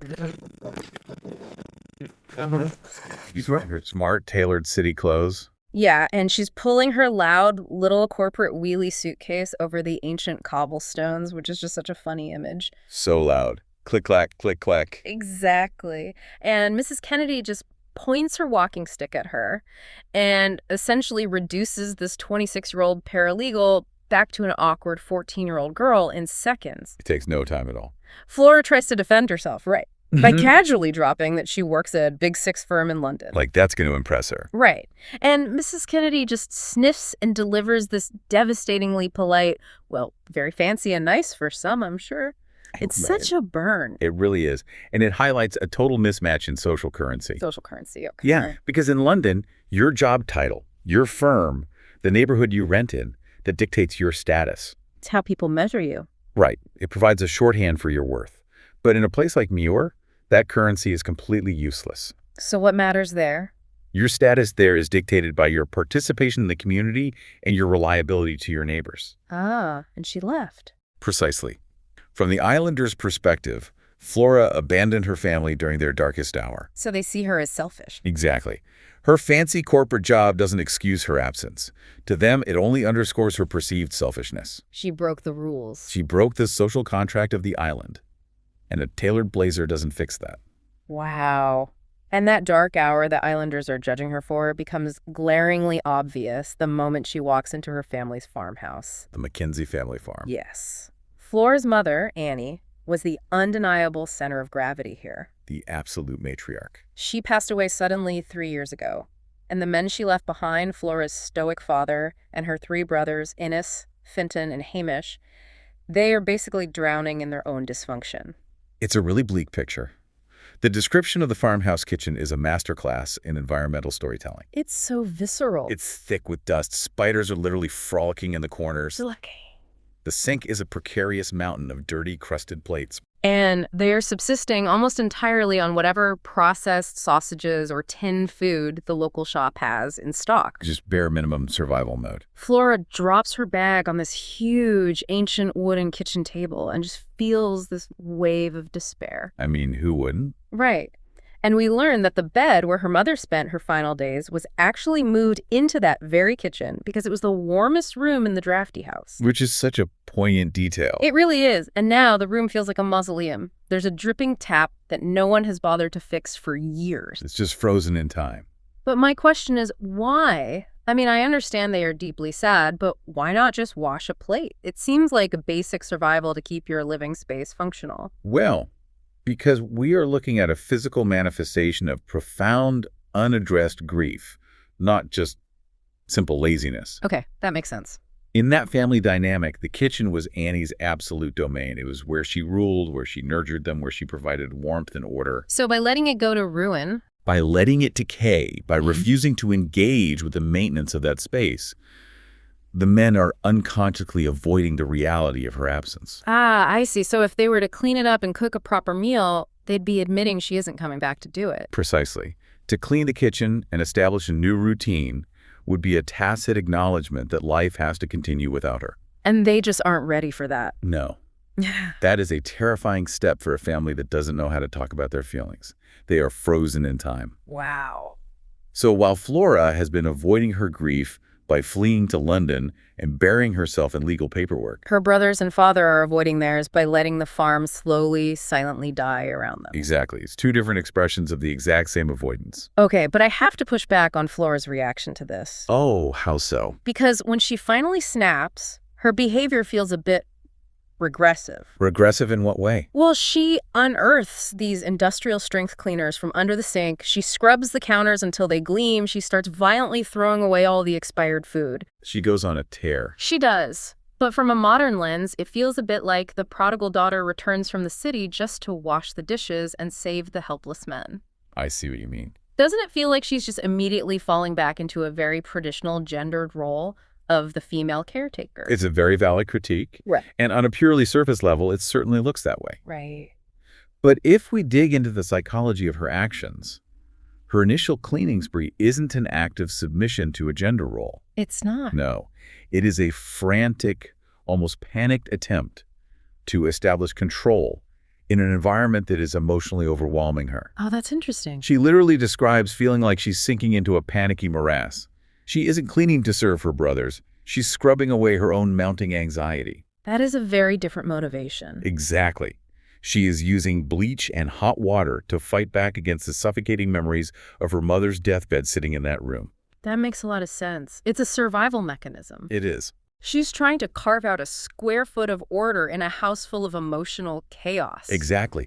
And from a narrative perspective, what's brilliant is that this frantic, desperate need for control, this literal scrubbing of the dusty shelves, is a physical action that unearths the ultimate catalyst for her healing. The Notebook. Yes. If she hadn't been aggressively cleaning the old dresser, she wouldn't have accidentally knocked over a pile of pristine, unused celebrity cookbooks her brothers had bought and ignored. Right, that frantic scrubbing leads to a literal breakthrough. The glossy Jamie Oliver and Angela Lawson books hit the floor, and tucked behind them, hidden away, is something entirely different. The real treasure. It is this dark, hard-covered notebook with a red binding that's starting to come loose. And it smells right. Yes. She specifically notes that it smells like a concentrated essence of the kitchen. Grease, flour, vanilla, and home. Wow. It is Annie's personal, handwritten recipe book. Finding that notebook is the true turning point of the entire narrative. It really changes everything. Because it isn't just a book of instructions on how to bake. It is a physical artifact of her mother's love, her mother's voice, and her mother's history. The details in the book are so vivid and tactile, too. Yeah, Colgan describes it so beautifully. There are literal grease spots from years of frantic cooking, marking the most used pages. Which is such a universal thing for family cookbooks. It is. There's a faded, romantic little note from her dad scribbled on the first page, dated back to 1978. There are Annie's highly specific, distinct annotations, like deeply circling the words, hot oven cold butter for the scone recipe. Which is great advice, by the way. Right. And further back, there's even her grandmother's beautiful, spidery Gaelic handwriting giving instructions for traditional oxtail soup. It is a multi-generational text of survival and care. And Flora intuitively understands how to use this text. She really does. She uses it to do what none of the Mackenzie men have been able to do for 3 years: communicate. Because this is a family that is entirely emotionally constipated. Totally constipated. They cannot talk about their feelings. They cannot say the name Annie without the room freezing. They can only bicker about broken tractors and falling milk prices. Exactly. So, realizing words won't work, Flora shifts tactics. She starts speaking to them through food. Which leads to one of the most resonant, emotional scenes in the story. Oh, the baking scene. Yes. Flora decides to bake her mother's scones. But she doesn't do it alone in a silent kitchen. She recruits her 3-year-old niece, Agat. Little Agat. Agat is this fierce, wild little girl with stark white blonde hair, looking exactly like a miniature version of Annie. A little Silky herself. Exactly. And they make this massive, joyful, flour-covered mess with the cold butter and the dough. But the real emotional payload is what they put on the scone. The preserves in the larder. Yes. The jam. Flora goes into the dark pantry and finds the very last jars of Annie's homemade jam. Cloudberry, raspberry, damson. It is the literal last physical remnant of her mother's touch. Preserved in sugar and sealed in glass. And Flora makes a conscious decision here. Right. Rather than hoarding it like a museum piece. Rather than keeping it frozen in time like the rest of the house, she decides they are going to eat it. Because food, fundamentally, is meant to be consumed to sustain life, not venerated on a shelf. Exactly. And the moment of truth comes when her brother Innes, who is arguably the most hardened and stressed of the men, comes in from the freezing fields. He takes a scone. He does. Yeah. But before he takes a bite, he stops. He breathes in the scent of the baking and the specific fruit of the jam, and he briefly closes his eyes. Oh, man. In that sensory flash, he is instantly transported back to the days when his mother ruled that house. It is a moment of profound, silent communion. The food bridges an emotional chasm that language simply couldn't cross. It immediately makes me think of the concept of Christian memory. Oh, absolutely. The Madeline moment. Exactly, how a specific taste or smell bypasses the logical brain and hits the emotional core directly. It's like that climactic scene in the movie Ratatouille, but grounded in this freezing Scottish farmhouse. That is the perfect comparison. And it turns out, Flora isn't the only Mackenzie using food to process emotions or find a way forward. No, she is not. There is a massive, surprising twist regarding her grumpy, cynical brother, Fenton. Vin's a great character because he initially seems like the most useless member of the family. He really does. He's constantly disappearing, he avoids the heavy lifting with the sheep, and Innes is always yelling at him for slacking off. But Flora tracks him down one day. Right to the old, freezing stone dairy shed, and she discovers he isn't slacking off at all. Not even a little bit. He is secretly, obsessively crafting an exquisite, world-class artisanal cheese. Down to the dark. Yeah, he's been down there experimenting with cultures and aging processes for years. Flora tries a tiny sliver of it, and it's this sharp, creamy, unbelievably complex flavor. But Fenton is terrified to tell their father, or Innes. Why? Because they're traditionalists. Exactly. He thinks they'll just laugh at him for playing around with fancy cheese while the farm is dying. And here is where we need to connect the emotional journey to the stark economic reality of the setting. Because it's not just about tasty cheese. No. Fenton's cheese and Flora's baking aren't just quaint, cozy hobbies to pass the time. They represent a fundamental mechanism for economic and cultural survival. We really have to look at the macroeconomics of modern agriculture here. Let's do it. The Mackenzie farm is failing because the global commodity price of raw milk has plummeted. It's a volume game they can't win. Right. Supermarket conglomerates squeeze the margins, and transporting cattle or raw milk from a remote Scottish island to the mainland is prohibitively expensive. The shipping costs alone would ruin them. So the traditional volume-based way of life on Muir is literally financially unsustainable. So they're working themselves to the bone just to lose money every single month. Exactly. It's heartbreaking. It is.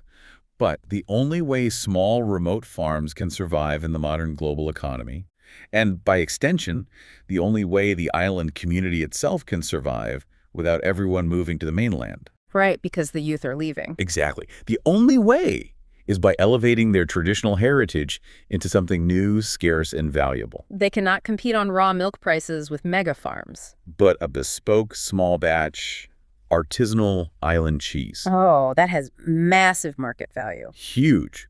And this is where Flora's London experience actually becomes her superpower. Ah, because she knows the market. Yes. Fenton just sees his cheese as a weird hobby. But Flora understands the modern urban foodie scene. She knows that people in London will line up at Borough Market and pay a massive premium for an authentic, story-driven, artisanal product. She sees the economic potential in Fenton's secret passion because she understands the outside world's appetite for authenticity. She realizes that the innovation they desperately need to save the farm isn't some new piece of heavy machinery or a different breed of cow. No, the innovation is hiding right there in their own dairy shed. It's a really powerful realization about leveraging what you already have rather than constantly looking outward for salvation. It really is. It makes you think about how many inherited passions or strange little family talents are sitting in a dusty box or a garage right now. Completely undervalued because we don't know how to contextualize them in the modern world. Exactly. But just as Flora is finding her footing, baking the scones, discovering the cheese, tentatively rebuilding a relationship with her family, The bubble bursts. her two worlds violently collide. The London reality she tried to leave behind literally lands on the island. Yes, Joel Binder arrives. Oh boy. And the setup for this is a masterclass in comedic and cultural contrast. It's amazing you have Joel, the slick, sharp-suited, perpetually wired New York lawyer whose entire life is dictated by Outlook calendars and instant gratification. Stepping off a tiny, rattling prop plane right into the biting, horizontal northern wind. Just a total shock to the system. Completely. He is a man who expects seamless service, constant high-speed connectivity, and immediate deference to his status. None of which Mira offers. Absolutely none of those things. The friction is immediate. The best moment happens right there at the tiny airport. Flora drives the farm's battered, mud-splattered Land Rover to pick him up. And Joel, acting on pure corporate muscle memory, strides over to get in the passenger side. Completely forgetting that in the UK, the right side is a driver's seat. Right. So they do this awkward shuffling dance. And then Joel, this absolute master of the corporate universe, looks down and realizes the Land Rover has a manual transmission. The ultimate defeat. He can't drive a stick shift. He is completely mechanically neutered in this environment. He has to hand the keys back, and Flora has to take the wheel. That scene is so much more than just a funny misunderstanding, too. Oh, it instantly mechanically subverts their entire power dynamic. In the glass and steel towers of London, Joel is untouchable. He navigates multi-million-dollar corporate acquisitions in his sleep. Flora is just a name on an email chain to him. But on a rutted dirt road in Scotland, faced with a clutch pedal and a gearbox. His corporate skill set is totally useless. He's entirely dependent on his junior paralegal just to move from point A to point B. And it's not just the car that defeats him. Joel is staying at the Harper's Rest, the local hotel. Which is managed by Inga Britt. Oh, Inga Britt. She is this incredibly forward, totally lackadaisical Icelandic woman who seems to wander the halls permanently clad only in a slip. Poor Joel is completely out of his depth. He's trying to order room service coffee at 5 a.m., which doesn't exist. He's stalking the tiny, silent village looking for an open convenience store. But the thing that truly breaks his composure is the daylight. The daylight. Tell me about the daylight. The daylight is a crucial psychological element in this section of the book. It's early summer in the far north, which means they're experiencing almost continuous daylight. Like the midnight sun. Exactly. The sun dips below the horizon for maybe an hour, leaving this constant, eerie white glow. And Joel is exhausted. He complains bitterly to Flora, asking her how anyone can stand it. Wait, so why does the light bother him so deeply? Beyond the obvious physiological issue of needing a dark room to produce melatonin and sleep, it seems to trigger a real anxiety in him. It does, because the constant daylight literally strips away Joel's ability to hide. Think about how a high-powered, highly stressed individual operates in a city like London or New York. They live in the dark. They rely heavily on routine and environment to manage their stress. They rely on late nights, dark bars, the anonymity of a crowded subway, and the physical shadows of the city to decompress. And maintain their tough, cynical exterior. Exactly. They control their environment completely. But on Muir, the sheer scale of the natural world and that persistent, unblinking northern light force him to be intensely present. He cannot retreat into the shadows. It acts almost like an interrogator spotlight. And because he is forced to see his surroundings clearly without the camouflage of city life, he is finally forced to actually see Flora. That is such a perceptive read, because in London, she was practically invisible to him. Just another pale face in a gray cubicle. But here, with her hair blowing in the wind, confidently navigating this rugged terrain, she suddenly makes complete sense to him. But before we can dig into their evolving relationship, we really have to talk about the elephant in the room. The reason Joel is there in the first place. Colton Rogers. Because Colton's presence represents the dark side of this collision of worlds. Colton serves as a fascinating sociological foil to the island community. So? Well, he possesses vast, almost incomprehensible wealth, and he has used it to create a stunning, but ultimately sterile, Disney-fied version of a Scottish estate at the Rock. He sandblasted the ancient stone, planted immaculate, unnatural topiaries, and brought in a fleet of shiny Range Rovers. It's beautiful, but it's completely detached from the reality of the landscape. And he genuinely cannot understand why the locals despise him. Right, he thinks, I'm throwing money around, I'm restoring a ruin, why won't they let me stop this wind farm? And it's Flora who finally finds her voice and explains the mechanics of community to a billionaire. Which is such a great moment. She sits him down and says, essentially, you don't shop in the village store. You import your own builders instead of hiring locally. You don't drink in the pub. You treat this island as a picturesque backdrop for your life, not as a living, breathing community. It's a very sharp critique of gentrification. And the responsibilities of wealth. Colton operates under the assumption that his capital automatically buys him a seat at the table. But Flora has to educate him. Yes, she tells him that in a place like Muir, integration requires participation. You have to endure the bad weather with everyone else. You have to engage in the local microeconomy. You have to break bread with your neighbors. Exactly. You cannot buy social capital. You have to earn it through shared experience. Which leads directly to Flora's masterstroke. The cafe. Yes, to win over the locals for Colton's project, and to prove to the islanders that Colton is actually willing to invest in their future, Flora pitches a wildly ambitious idea. She wants Colton to fund a pop-up cafe in an abandoned bright pink chemist shop right down by the harbor. It's a brilliant synthesis of all her disparate skills. It really is. She is taking her mother's heritage recipes, Fenton's world-class artisanal cheese, her own legal and organizational skills honed in London, and Colton's venture capital. And combining them to create something that serves everyone's interests simultaneously. But it's not just a cafe. Right, and that's my colon. How exactly does opening a small cafe solve a multi-million-dollar dispute over a wind farm? It seems like a huge leap. It does seem like a leap, but it solves it mechanically by creating a third space. A third space. Yes. Colton's problem is that he is viewed as a hostile invader. The wind farm is a threat to his view, but his approach to fighting it has been entirely antagonistic to the locals who might benefit from the wind farm's revenue. So they dig their heels in. Right. Flora sets up the cafe to serve as a literal and metaphorical neutral ground. Ah, I see. By funding it, Colton demonstrates tangible economic investment in the village's daily life, not just his own private estate. It creates jobs, it draws tourists to the harbor. And it forces Colton to interact with the islanders on their turf. It aligns their economic interests and humanizes him. Which is the only way they will ever agree to negotiate with him regarding the wind farm. Exactly. Yeah. It's proof of concept. That makes perfect sense. And the process of building it becomes this incredible, chaotic village mobilization. Everyone gets involved. It revitalizes not just Flora, but the entire community. She creates jobs for local teenagers, like these two girls, Iona and Isa. Who previously thought their only option was to leave for the mainland to find any kind of work. She recruits Mrs. Laird, the vicar's housekeeper, who is famous across the island for her bread. It's a massive pooling of the island's latent resources. And notice how the nomenclature of the project changes as the community takes ownership of it. That's a great detail. Initially, Flora pitches it as the Summer Seaside Kitchen, which sounds very much like a trendy, transient London pop-up. Very corporate. Right. But as the locals get involved, as Mrs. Laird points out that they are using Annie Mackenzie's recipes, the name naturally, organically transitions. They eventually just start calling it Annie's.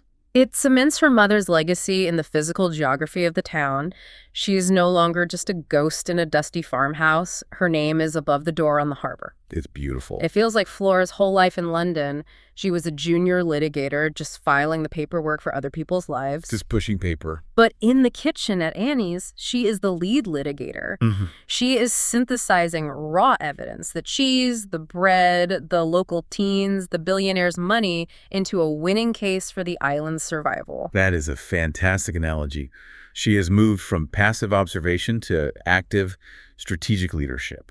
And as she steps into this power, we see a massive, undeniable shift in her dynamic with Joel. Oh, the shift is staggering. Think back to that DLR train we talked about at the beginning. She was a nervous, invisible subordinate, blushing if he even glanced at her desk. And now? Now, she is a competent, radiant leader. She is commanding a bustling commercial kitchen, negotiating with suppliers, directing staff, and holding the genuine respect of the islanders. She is vibrant, decisive, and fully alive. And Joel is forced to step entirely into her world. He is no longer the master of the boardroom. No. He is the guy sitting awkwardly at a corner table while his junior paralegal runs a highly complex, fast-paced operation. He sees her competence, her deep connection to her roots, and her sudden, undeniable confidence. The artificial power imbalance that defined their relationship in the city is completely leveled by the reality of the island. And it's not just her managerial competence that captivates him.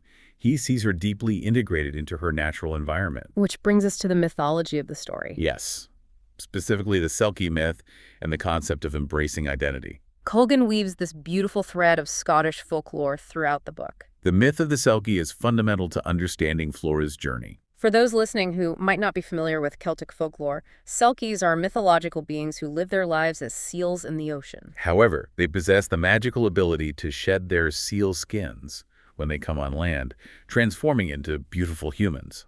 But there's a tragedy to the myth, right? Always. The tragedy is that they always fundamentally long for the sea.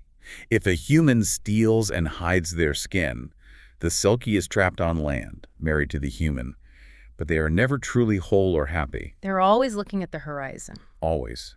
And on Muir, there were always these quiet whispers that Flora's mother, Annie, with her stark white hair and slightly otherworldly demeanor, was a selkie. And the islanders murmur the exact same thing about Flora. It completely recontextualizes her entire physical appearance. Right. Because in London, Flora's pale skin and white blonde hair made her look washed out, odd, almost sickly under those harsh fluorescent office lights. But on Muir, placed against the dramatic backdrop of the white sands, the churning gray seas, and the sweeping clouds, her coloring makes perfect evolutionary sense. Joel explicitly realizes this when he watches her. He does. He sees that what looked colorless and faded in the unnatural environment of the city is actually incredibly striking and entirely in its element here. She isn't washed out. She is a creature built for the north. There are two incredibly visceral physical scenes that prove this deep, almost supernatural connection to the island landscape. Let's talk about the dog first. The dog, yes. Flora's old, severely overweight dog, Bramble, gets his paw trapped in some rocks near a roaring waterfall during a sudden violent rainstorm. It's a really dangerous situation. Flora is wearing completely inappropriate London canvas shoes, but she doesn't hesitate. Not for a second. She scrambles up the slick, treacherous rocks to save him. She is drenched, freezing, and furious at the situation, but she absolutely refuses to abandon the animal or be beaten by the landscape. She eventually gets help from a character named Charlie. Right, who runs a local Outward Bound program, which is essentially a wilderness survival and resilience training program for youth, but the moment establishes her physical grit. And then the second scene is even more intense and magical. The whale. During another massive storm, a whale becomes disoriented and strands itself in the shallow, freezing waters of the bay. The entire village mobilizes in the rain to try and turn this massive creature around before the tide goes out completely. And Flora, wearing a borrowed, oversized boiler suit from the pub, wades straight into the freezing, churning ocean. It's a moment of pure instinct. She ignores the biting cold and the very real physical danger of being crushed. She gets right up there, nose to nose with this massive, terrified, thrashing creature. And what does she do? She sings to it. She sings the same rhythmic island songs she's been humming while kneading dough in the cafe. She stays waist-deep in the freezing water, offering comfort to this wild animal until the local lifeboat manages to attach a line and tow it back out to the deep water. And right before it slips away, she leans forward and kisses the whale on the nose. And Joel is standing on the dock watching all of this unfold. Just completely stunned. He is watching this woman who he previously only knew as a timid, quiet paper pusher who fetched coffee, communing joyously and fearlessly with a wild leviathan in the middle of a freezing Scottish storm. It completely rewires his understanding of who she is. If we look at this through a psychological lens, it's a perfect example of biophilia. Biophilia. Yeah, the innate human instinct to connect with nature and other living beings. In modern society, we often suppress this instinct, leading to a kind of low-grade chronic burnout. Oh, that's fascinating. And Joel is definitely suffering from that urban burnout. Exactly. Watching Flora engage in this raw, tactile connection with nature acts as a visceral shock to his system. It also perfectly pays off the selkie metaphor. How so? The seal skin represents our true, authentic, unvarnished selves. Flora tried to hide hers. She tried to shed her island skin and pack it away in the suitcase to feed into the corporate anonymous machinery of London. But without it, she was slowly suffocating. Muir is the place where she can put her skin back on. It's where she can finally breathe deeply. So where does that leave the romance? Because they do finally collide. They do. After the whale rescue and after the cafe becomes this undeniable roaring success, Joel and Flora end up together. But they don't come together as a demanding boss and a submissive subordinate. No, they meet as two equals who have completely stripped away their urban armor. Joel has a profound moment of clarity. He deeply wants to be with her, but he realizes he cannot ask her to return to a miserable life in London. He has seen her true skin. He knows with absolute certainty that if he drags her back to a cramped apartment and a cubicle, she will wither and fade, exactly like a trapped selkie. He loves her enough to acknowledge that she belongs to the island. Which is romantic, but let's be real. He's still a hyper-ambitious, high-powered New York lawyer. Right. He's not going to suddenly buy a pair of overalls and start farming sheep. That would be completely out of character. Exactly, and that is why the narrative resolution of The Cafe by the Sea is so much more satisfying than a standard romance novel. It doesn't rely on a fairy tale ending where one person completely sacrifices their core identity and ambition for the other. Joel doesn't force her back to the city, but he also doesn't completely abandon his own hard-won career. Because Colton Rogers is establishing a major resort base on the island, Joel realizes he has a professional reason to be there. He decides to commute. He will split his time between New York, London, and Muir. They find a modern, highly pragmatic compromise. It's an integration of their two worlds, rather than an obliteration of one. Flora gets to stay by the sea, running Annie's, acting as the economic engine for her family, and honoring her mother's legacy. And Joel gets to keep the high-stakes legal career he thrives on, while finally finding a quiet, grounded sanctuary away from his own internal demons. It's a beautiful balance. Let's pull all of these threads together because the arc here is massive. It really is a huge transformation. We started with Flora as an invisible, exhausted commuter, dreading the DLR train, completely disconnected from her family, and trying to outrun the deep, lingering grief of losing her mother. And we end with her transformed into a vibrant, essential community leader and business owner. She has saved her family's farm, not by changing what they do, but by recognizing the modern value in Fenton's traditional cheese. She has processed her grief by bringing her mother's grease-stained recipes back into the light. She has united a fractured community by forcing a billionaire to engage with them on a human level. And she has found a partner who respects her, not for the quiet corporate mask she wore, but for the fierce, capable, weather-beaten islander she truly is. I think the takeaway here for anyone listening is incredibly potent. Very much so. We are so often sold this linear narrative of success that moving forward inherently means abandoning where we came from. We're told the growth requires reinvention, that you have to leave the small town behind for the big city, and that you have to shed the traditional to become modern. But the Cafe by the Sea argues the exact opposite. It illustrates that sometimes the key to unlocking our future is hidden inside the very traditions, the familial quirks, and the geographic roots we tried so hard to escape. The past doesn't have to be an anchor dragging you backward. If you engage with it honestly, it can be the solid foundation you build your future upon. You don't actually have to choose between modern ambition and traditional belonging. With enough effort, creativity, and compromise, you can build a life that honors both. It makes you think about the concept of the true skin from the Selkie myth. It really does. The idea that we all have an authentic, perhaps wilder self that we carefully fold up and hide away just to survive the demands of the modern world. To fit onto that crowded commuter train, to survive the sterile office politics, to pay the rent. It's a survival mechanism, but it comes at a cost. A high cost. If you were forced tomorrow to strip away your job title, your daily commute, and your polished city persona, what does your true skin actually look like? That's the real question. And more importantly, where is the physical place in the world that makes you want to put it back on? Maybe it's a bustling kitchen. Maybe it's a quiet island at the edge of the world. Or maybe it's just anywhere that the air tastes a little bit like salt and lemon ice. That sounds perfect. Until next time, keep diving deep.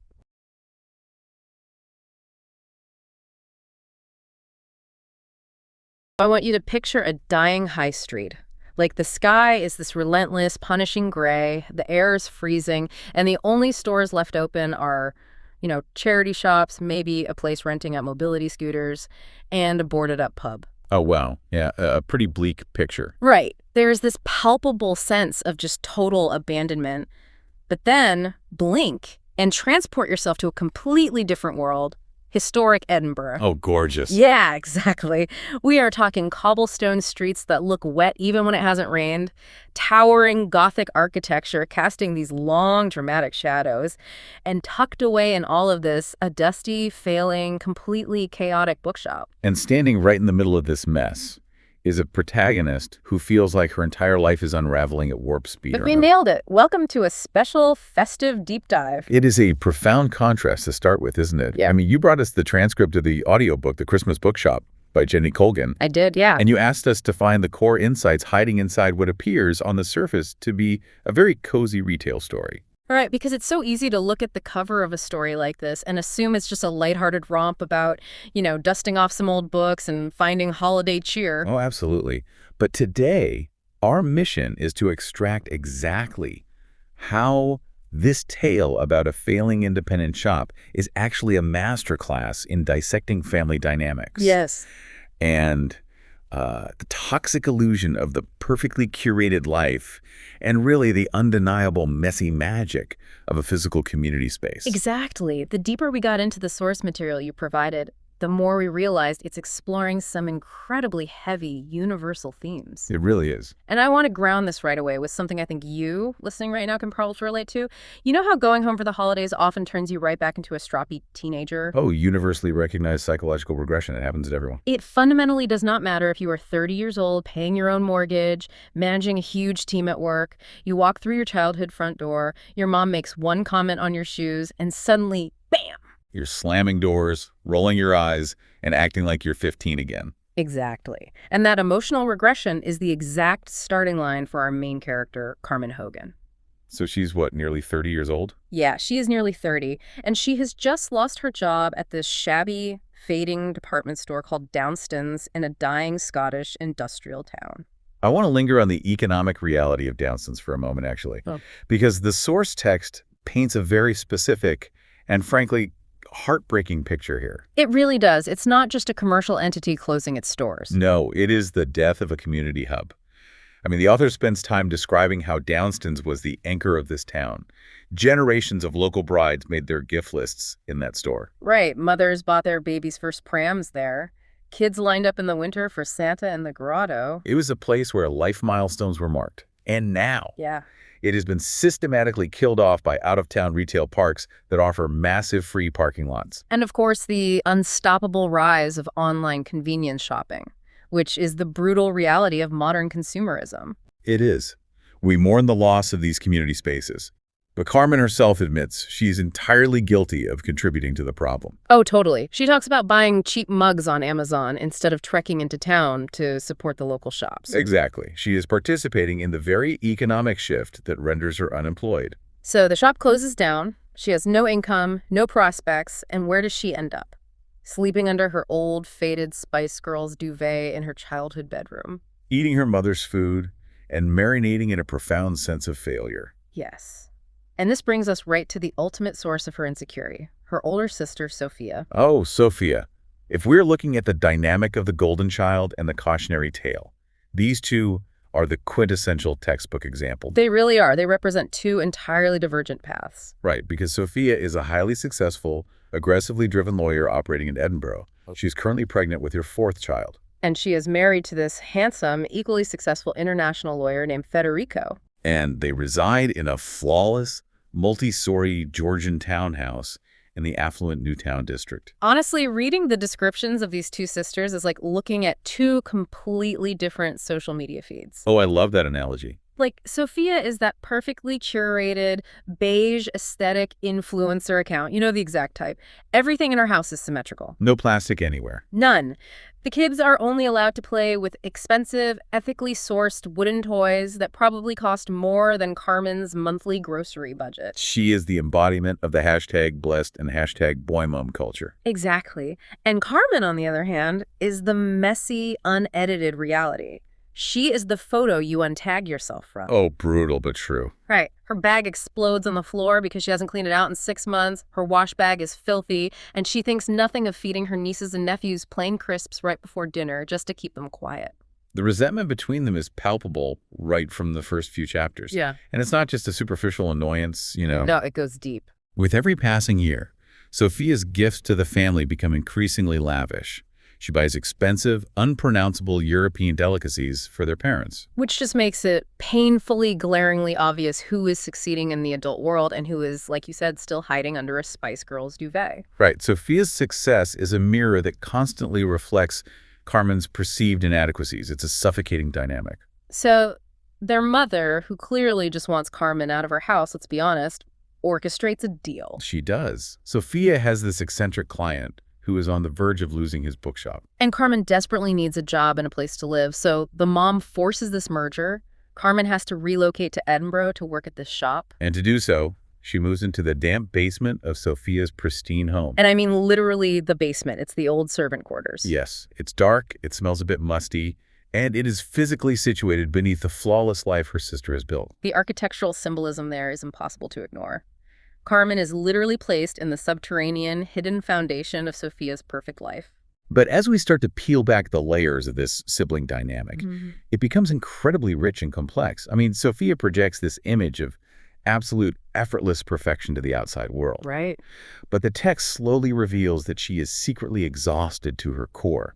She is heavily, almost dangerously reliant on her performative, yoga-loving nanny, Skylar. Oh, Skylar. Right, just to maintain the illusion that she can have it all. Carmen, meanwhile, projects this tough armor of apathy and sarcasm. But underneath that prickly exterior, she is deeply, fundamentally insecure about the fact that she lacks a university degree or what society would deem a proper career. Exactly. Okay, wait, I have to jump in and push back on this reading of Sophia, though. Okay, let's hear it. You're painting her as this exhausted victim of her own perfectionism. But was Sophia actually trying to help her little sister out of some sense of familial duty, or was she just being incredibly manipulative? Manipulative, how so? Because reading between the lines of the source text, it really felt to me like Sophia was just looking for free live-in babysitting and a convenient way to get their mother to stop nagging her on the phone. That's a cynical take, but I see where you're coming from. Think about her initial reaction. When the mom first suggests bringing Carmen to Edinburgh, Sophia's immediate visceral response is, "You are not going to dump the brat on me." Yeah, she does say that. That doesn't sound like a sister eager to offer a helping hand. It sounds like someone managing a nuisance. I hear your skepticism, I do. But I think writing Sophia off as purely manipulative ignores the immense psychological burden she carries as the eldest, high-achieving daughter. Okay. You have to consider the ecosystem she is trying to preserve. Sophia is operating at the absolute limit of her capacity. Right. High stakes, legal career, husband who travels. 3 children with a 4th on the way, and a societal expectation to make it all look effortless. When she resists taking Carmen in, it's not necessarily out of malice, it's a panic response. So you think she's just drowning? She is a woman barely keeping her head above water, and her mother is tossing her an anchor. Wow. Okay. Yes, bringing Carmen to Edinburgh solves a problem for her eccentric client. Yes, it gets their mother off her back. And yes, she probably hopes Carmen can wrangle the kids occasionally. But she is also operating under the assumption that Carmen is incapable of handling real responsibility. Exactly. But that's exactly my point. She doesn't view Carmen as an equal. She views her as a problem to be managed. Well, she literally dumps her in a failing, financially ruined business just to keep her occupied during the day. She physically places her in the servants' quarters. I mean, she had the space. But she doesn't sit down and say, let's figure out a career path for you. She says, go sit in this dusty shop so mom thinks I fixed you. And that is a fair critique of Sophia's emotional intelligence in that moment, because she physically and emotionally lacks the bandwidth to treat Carmen as an adult equal. Because Sophia's entire life is about control. And Carmen represents chaos. Putting Carmen in the basement and sending her to a chaotic bookshop is Sophia's way of compartmentalizing that chaos. She is trying to contain the mess so it doesn't infect her meticulously ordered life. Exactly. But what Sophia doesn't realize, and what forms the emotional core of the narrative, is how deeply she underestimates Carmen's resilience and her latent capabilities. Which is such a satisfying arc to watch unfold. So Carmen is carrying all of this incredibly tense, unresolved family baggage directly into her new workplace. Right. She has something to prove, even if she won't admit it to herself. And let me tell you, this new workplace turns out to be just as much of a disaster zone as her internal emotional state. Oh, this transition takes us directly into the seemingly impossible task of saving Mr. McCready's shop. It's an impossible task. The setting here is crucial. The shop is located on Victoria Street in Edinburgh. The text describes it beautifully as this curving, multi-leveled street with a unique balcony arrangement. It is the kind of street that tourists just flock to. It's wildly photogenic. Right, all the other shops on the street are twinkling, thriving, and magical. There's a high-end French restaurant, a quirky magic shop, and expensive stores selling bespoke tweed to tourists. It is a vibrant commercial ecosystem. And then sitting like a rotting tooth right in the middle of this beautiful street is Mr. McCready's store. A rotting tooth. That's a good way to put it. It was a 2-story, unmitigated fire hazard. We aren't talking about like charming, dusty, antique vibes. We're talking about borderline dereliction. Yeah, it's bad. The windows facing this busy, affluent street are full of literal dead flies. Old, fading maps are just stacked haphazardly against the glass, blocking out the light. But the detail that really perfectly encapsulates the absolute insanity of this business is the filing system. Oh my gosh, the filing system. A customer comes into the shop looking for a very specific children's book. They know it's about a rabbit with wings. Okay, so in a normal universe, how do you find this book? By author, by title, maybe by general children's fantasy section. No. Mr. McCready files this book under subspecies. Wait, subspecies? Are you kidding me? It is a detail that is objectively hilarious, but when you analyze it, it defines every single foundational logic of retail commerce. It really does. A store's organizational system is supposed to facilitate a transaction. It's supposed to guide the consumer from desire to purchase with as little friction as possible. Mr. McCready's system does the exact opposite. It creates an impenetrable labyrinth that only he holds the map to. And crucially, we learn that he doesn't even have a card reader. Wait, really? In a modern, highly touristed city? He operates entirely in cash and personal checks. He is completely, willfully disconnected from the modern consumer experience. Which perfectly introduces the man himself, Mr. McCready. He is this wonderfully eccentric, elderly owner. He's described as portly with surprisingly tiny feet, right? Yeah, and he walks around wearing multiple pairs of glasses shoved onto his head at once. Now here is the kicker. We learn that on paper, Mr. McCready is actually incredibly wealthy. Right. He inherited a vast, sprawling Highland estate from his family. But he is entirely cash poor.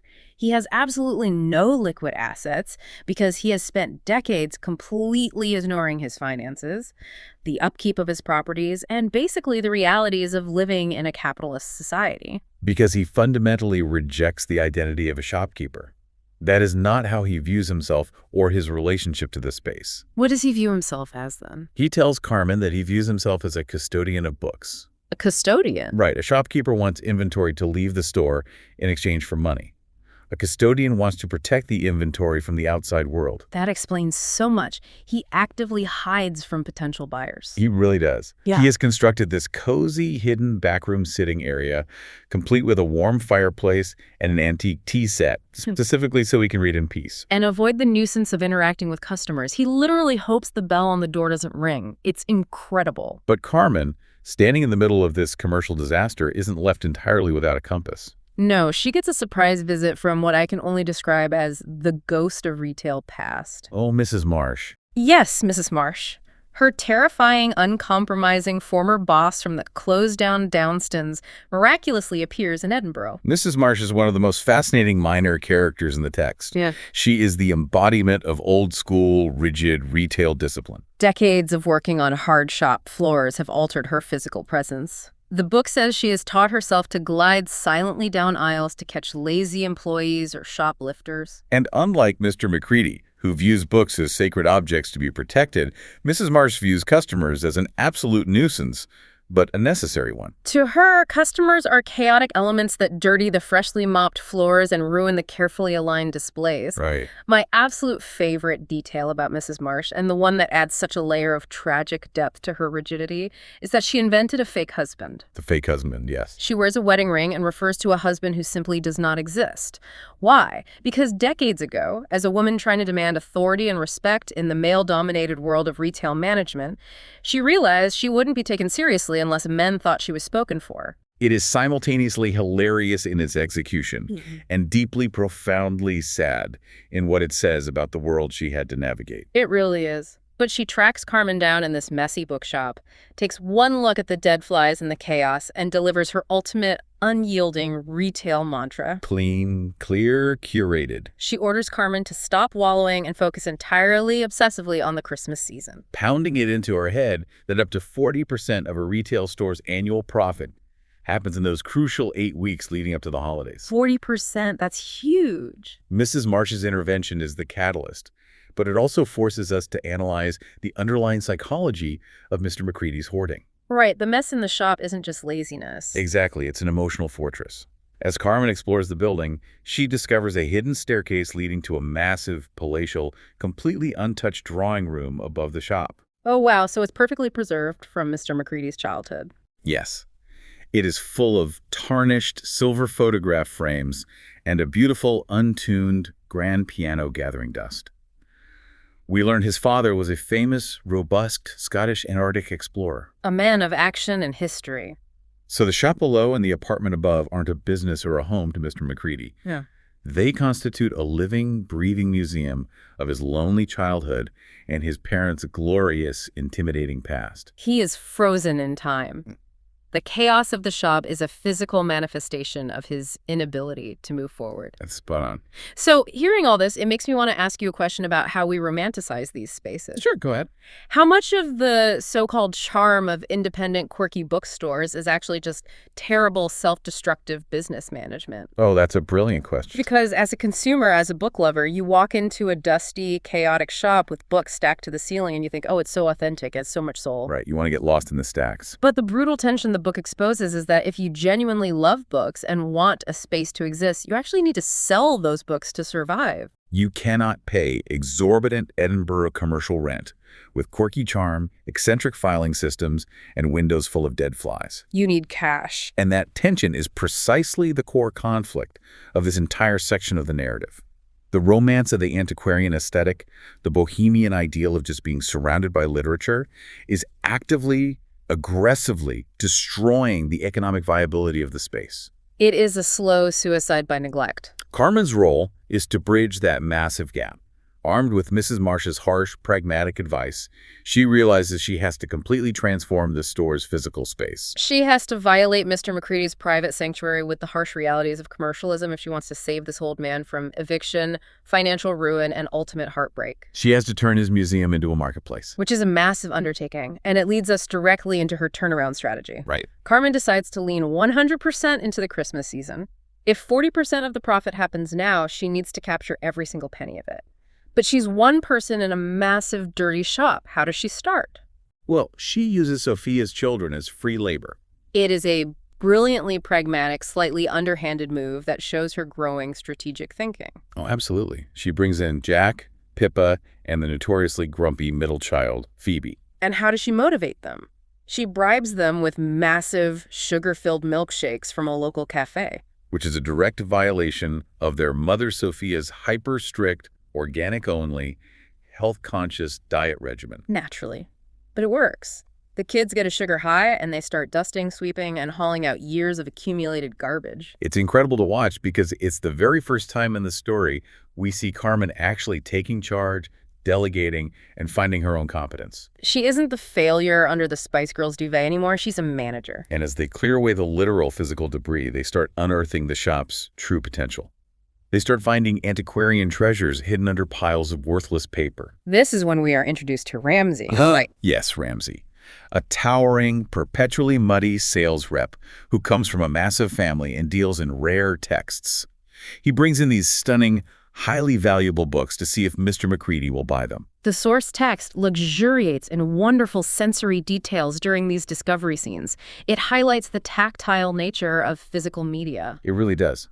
Ramsey brings in a specific set of heavy, green-bound Hans Christian Andersen fairy tales. The author describes the marbled end papers, the rich silk place-holding ribbon, and the vibrant, full-color illustration plates that are carefully protected by delicate, translucent tissue paper. It emphasizes books not just as containers for text, but as beautiful, physical objects of art. And looking at these beautiful objects triggers a vital realization for Carmen. What's that? She looks at these delicate tissue-covered plates and realizes a fundamental truth about retail demographics. These specific books are not for kids. Oh, definitely not. If you give a toddler a book with tissue paper inserts, they will immediately rip it to shreds, chew on the ribbon, and spill apple juice on the marbled cover. Right. These books are for nostalgic adults. Exactly. They are for people with high disposable income who want to buy a piece of their own idealized childhood to put on a shelf and admire. So what does she do? She doesn't bury them in a children's section. She puts them right at the front of the store under the best lighting, priced at a premium. She begins to deeply understand the emotional resonance of the object. She isn't selling a fairy tale. She is selling nostalgia. She is selling a feeling. But she takes this psychological approach even further with her strategy for the window displays. Oh, the windows. Realizing that the shop needs to visually arrest people walking down the street, she ventures back up into Mr. McCready's massive, untouched attic and uncovers boxes of his pristine, antique childhood toys. Oh, the descriptions of these window displays are pure magic. You can practically see them glowing in the cold Edinburgh twilight. They really sound incredible. In the left window, she sets up this elaborate, fully working vintage electric train set. It has little, meticulously painted fields, tiny trees dusted with fake snow, working miniature signal lights, and a heavy metal train that actually toots its whistle as it chugs through a papier-mâché tunnel. Amazing. And then, in the right window, she sets up an intricate dollhouse. But it's not just a standard dollhouse. It is a mouse house. A mouse house. Yes, it's populated by tiny, incredibly detailed toy mice wearing little tweed waistcoats and wire spectacles. Oh, that's adorable. She gets so invested in the details that she builds them a tiny tinfoil ice skating rink and makes microscopic ice skates out of bent paper clips. It's an obsessive level of detail. If we step back and analyze this retail transformation from a commercial perspective, what Carmen has done is profoundly effective. It's genius, really. She shifts the shop from a passive defensive storage unit into an active magnetic experiential destination. She taps directly into the emotional resonance of the holidays. People walking home from work, freezing in the Scottish winter, literally stop dead in their tracks just to stand outside the glass and watch the little train go round and round. Exactly. While reading this section, my mind immediately went to the modern strategies of experiential retail. Carmen essentially created a 19th century version of an Instagram pop-up experience. Oh, that's a perfect comparison. Think about it. Today, massive global brands spend millions of dollars creating immersive experiences, pop-up rooms filled with balloons, neon lights, and interactive displays, solely so people will walk in, feel a sense of wonder, take photos, and post them online. Right. Carmen executed the exact same psychological strategy using a dusty train set, some bent paper clips, and a string of cheap fairy lights from a pound store. She gave people a compelling emotional reason to stop scrolling on their phones and physically cross the threshold of the shop. It is, as you said earlier, a masterclass in visual merchandising and the psychology of foot traffic. And as the shop begins to draw this crowd, it naturally attracts a colorful, eclectic cast of local characters. The author uses these characters brilliantly. They aren't just background decoration, right? Exactly. Each of them offers a completely different perspective on what the spirit of the season actually means. They serve as narrative foils, reflecting different paths Carmen could take in her own life. Let's dive deep into these characters because they really elevate the story from a simple romance into something much more philosophical. Sounds good. First up, we have Oke. Oke is a Brazilian Quaker and a dendrologist, which is a scientist who specializes in the study of trees. Right. He first wanders into the shop looking for a very dense, highly specific academic textbook on tree soil composition. Oke provides a stark, necessary philosophical contrast to the frantic commercial chaos of the holiday season that Carmen is trying to harness. He does. When they start talking, he tells Carmen a fact that completely throws her. He doesn't celebrate Christmas. In fact, he doesn't even celebrate his own birthday. As a Quaker, his philosophy is rooted in seeking a gentle grace every day. A gentle grace. I love that. He believes that relying on forced, culturally mandated seasonal spikes of joy like expecting one day in December to make up for a miserable year is emotionally unhealthy. He prefers a steady, quiet appreciation of daily existence. He is just so incredibly calm and grounded, and as he and Carmen interact, they form this quiet, genuine, slowly building romantic connection. Which is such a nice contrast for her. He walks her to work through the freezing streets. He doesn't try to impress her with flashy dates, expensive dinners, or talk about his status. He's just present. He is authentically himself without any armor or pretense. Which brings us to the character who serves as his absolute polar opposite in the narrative ecosystem. Blair Fenning. Oh my word, Blair Fenning, the cynical self-help guru. Yes. Blair is a mega best-selling author who churns out books with aggressively cheerful titles like Live Your Happy Authentic Life for a Better, More Confident You. He comes to Mr. McCready's shop for a live morning TV segment and a heavily publicized book signing, all orchestrated by his incredibly stressed, aggressive publicist, Emily. Blair is a fascinating study in modern celebrity culture. On the surface, he projects this blindingly positive, utterly impenetrable aura. When the TV cameras roll in the bookshop, he stares directly into the lens and tells the viewers that everyone is good enough, that everyone is loved, and that happiness is a simple choice. But the moment the cameras stop, the text reveals the dark underbelly of this persona. Behind the scenes, Blair is chronically exhausted, deeply cynical, and profoundly unhappy with his own existence. Okay, we have to spend a minute talking about his teeth because it is the wildest, most telling detail in the book. Oh, the teeth. Blair admits that he literally filed his own natural teeth down to tiny, sensitive pegs so that he could fit perfect, blindingly white porcelain veneers over them. It's so jarring. All just to ensure he had a dazzling, telegenic smile for his morning show appearances. It is the most horrific, visceral, wince-inducing detail in the entire source material. But it is such a profound, striking metaphor for his entire existence. He has permanently, physically mutilated his natural, authentic self. Yeah, he ground down his own foundation. And covered it up with a shiny, artificial, mass-produced facade solely for public consumption. He's sacrificed his actual body to serve an image.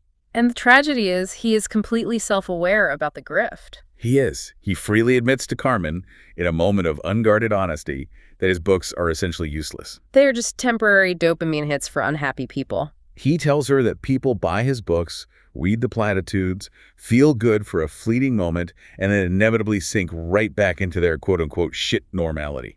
He is selling a cure he knows doesn't work. It's so incredibly bleak, but it makes the thematic contrast of the novel so razor-sharp. It really does. Blair represents the ultimate toxic endpoint of the performative perfection that Carmen's sister Sophia and the nanny Skylar are obsessed with. Right. It's the idea that if everything looks perfect on the outside, the perfect teeth, the perfect Georgian townhouse, the perfectly curated Instagram feed, then you win. But underneath that veneer, it's exhausting, painful, and deeply hollow. Oko, on the other hand, represents the messy, honest, unvarnished reality. A tree grows slowly, it has deep roots, it loses its leaves, it isn't always pretty, but it's real. And this is the reality that Carmen is slowly learning to embrace for herself. Before we move on from the local characters, we should also briefly mention Brona.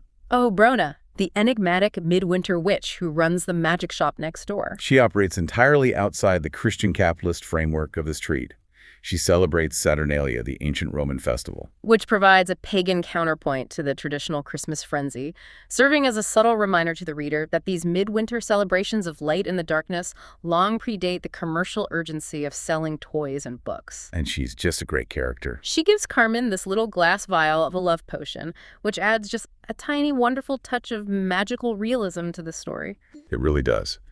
But this massive, overarching theme of messy authenticity battling against performative perfection comes to a hilarious and honestly traumatic head when Carmen decides she needs to execute a flawless, high-end storytime event for the local Edinburgh moms. Oh boy. This brings us to what we have to call the infamous Little Match Girl disaster. It's a disaster. Building on the shop's new momentum, Carmen wants to host a story time to bring in the lucrative daytime parent demographic. Right. Sophia, eager to show off her supposedly rehabilitated sister, hypes the event up on her wealthy mother's exclusive WhatsApp group. On the day of the event, the shop is absolutely packed with toddlers in expensive designer puffer jackets and mothers expecting a gentle, enriching, perfectly sanitized literary experience. And Carmen, who's completely unprepared and hasn't actually pre-read the material, just grabs an old, beautifully bound copy of Hans Christian Andersen's fairy tales off the shelf and starts reading out loud. And all the stories she chooses, Little Match Girl. Now, if you haven't read the original Victorian text recently, it is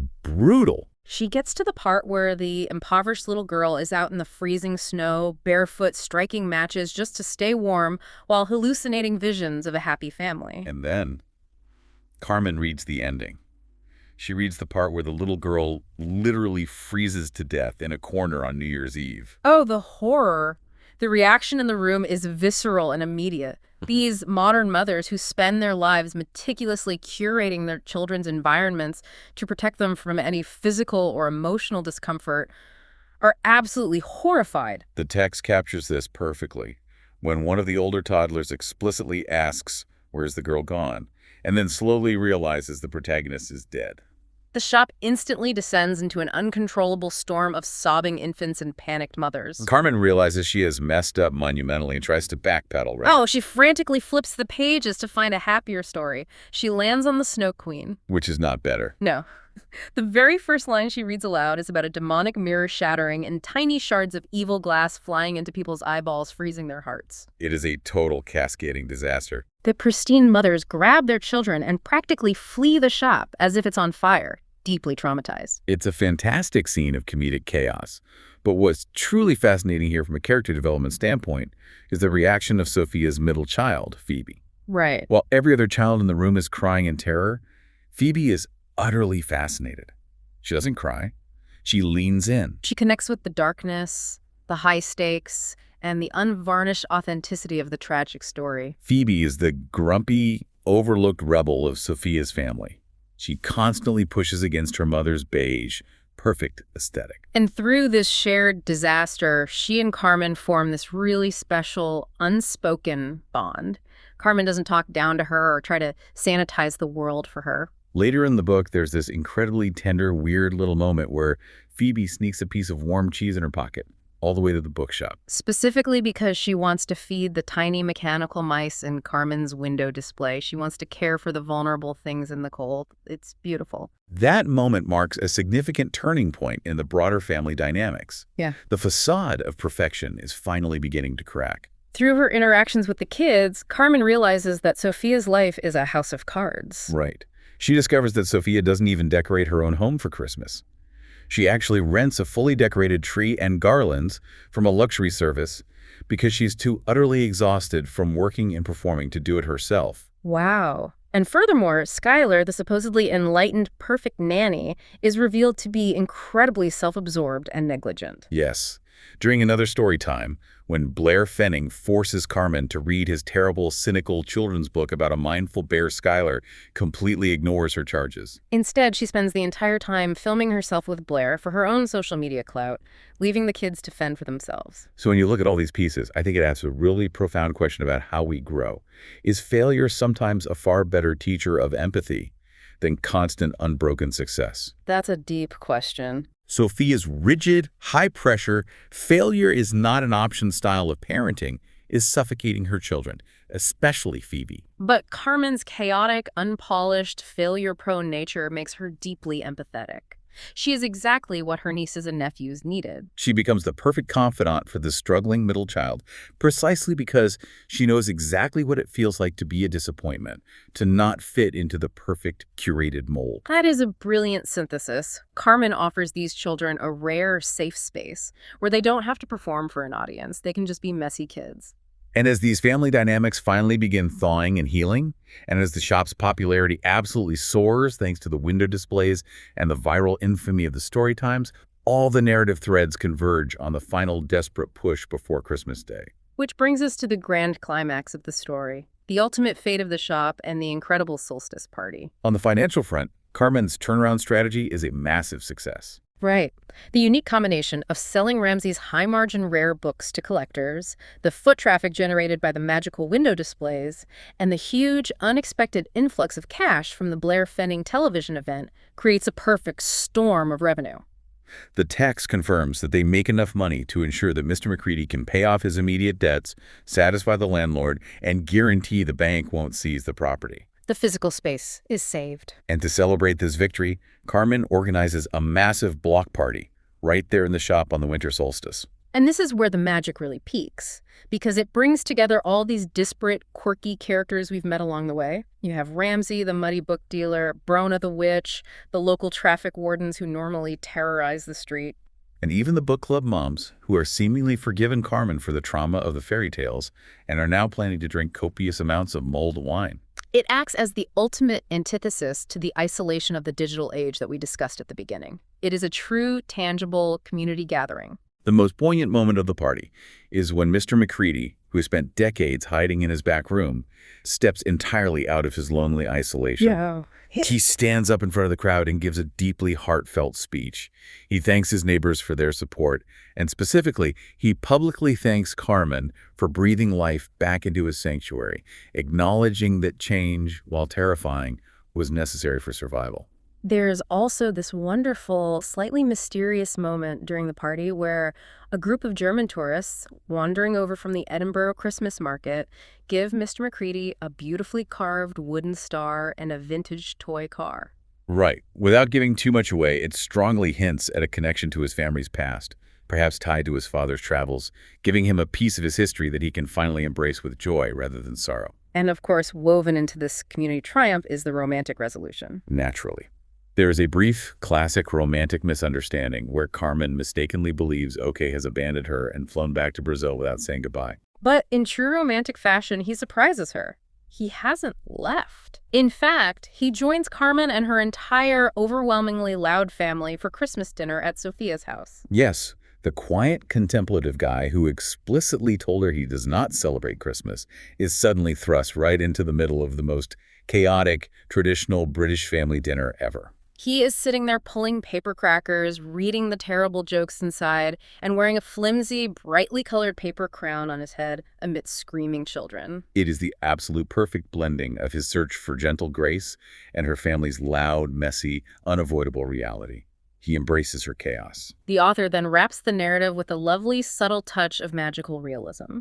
While playing in the shop, the children accidentally knock over and spill the little glass vial of the love potion that Brona the witch had gifted to Carmen. Instead of panicking or telling an adult, the kids work together to quickly clean it up and pinky swear to keep it a secret between them. It's such a perfect ending note. It leaves you with this lingering, warm feeling that maybe, just maybe, a little bit of actual magic is real if you are open to looking for it in the right places and sharing it with the right people. It's lovely.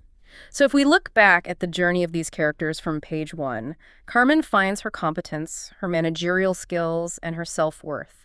She proves to her family, and more importantly to herself, that she isn't just a failure hiding under a duvet. Sophia learns to let go of her obsessive, crushing need for control and accept help. And Mr. McCready literally rejoins the world of the living. When you reflect on all of this, what stands out to you the most about the mechanics of how the shop was actually saved? Well, what I find so deeply satisfying is that the shop wasn't saved by a sterile corporate buyout. Right. It wasn't saved by some magical, benevolent billionaire swooping in to write a blank check. It was saved by blood, sweat, and leveraging the unique, irreplaceable human charm of a physical community space. Carmen created an environment that made people feel something. You absolutely cannot buy that curated, dusty, magical feeling of discovery on Amazon. You can buy a mug, but you can't buy the experience of watching a toy train with your neighbors while it snows outside. It functions as a passionate defense of the physical world in an increasingly digital, frictionless one. Absolutely. The true value of the shop didn't lie merely in the texts it held. The value was in the human connection it facilitated, the tactile sensation of holding a beautiful tissue-covered book, and the shared, chaotic experience of a community party. It argues that friction, the act of traveling to a store, talking to an eccentric owner, searching for a book, is a feature of a good life, not a bug to be optimized away. That's beautifully said. Okay, as we wrap up this deep dive, I want to leave you, our listener, with a final thought to mull over, drawing on everything we've unpacked today. We've spent a lot of time analyzing the stark contrast between Mrs. Marsh's clean, clear, curated retail philosophy, which is essentially the philosophy of Sophia and Blair Fenning's entire lives, and the dusty, hidden, messy treasures of Mr. McCready's antiquarian shop. Look at how you operate in your own day-to-day life. Are you spending all your energy trying to maintain a clean, clear, curated storefront for the outside world? Are you filing down your own teeth, hiding your actual self, just to make sure the window display looks perfect for people walking by? Or are you willing to let people into the back room? Are you willing to embrace the messy, authentic, slightly chaotic reality of who you actually are, dead flies and all? Because as Carmen learned the hard way, the curated storefront might bring people in, but the messy, uncurated reality is where the actual magic happens. Thank you so much for joining us for this deep dive. It has been an absolute pleasure exploring the depths of this story with you. Until next time, keep reading, keep exploring, and maybe, just maybe, leave the tissue paper on the books. Long-time listener, first-time writer. I'm a woman in my early 20s working my way through college and trying to come out the other side with as little debt as possible. I've never had a reason to write in before, but seriously, something majorly effed up happened last month and I thought, right, I'm sending this into Let's Read. One of my side hustles is working as a Deliveroo driver when I have spare time between jobs or after the gym. Gotta keep the side income flowing, you know? This one evening, I got an order through the app from a burger chain and accepted it because I was nearby. I didn't recognize the address, which was odd because I know this town pretty well, but whatever. I took the order, waited longer than usual for the teen workers to sort it out, and then set off. It turned out to be right at the edge of the delivery zone, so by the time I arrived, the food was probably going to be lukewarm at best. Still, not my problem. Customers know the ETA, and there's always a microwave. The farther I drove from the restaurant, the seedier the neighborhoods became.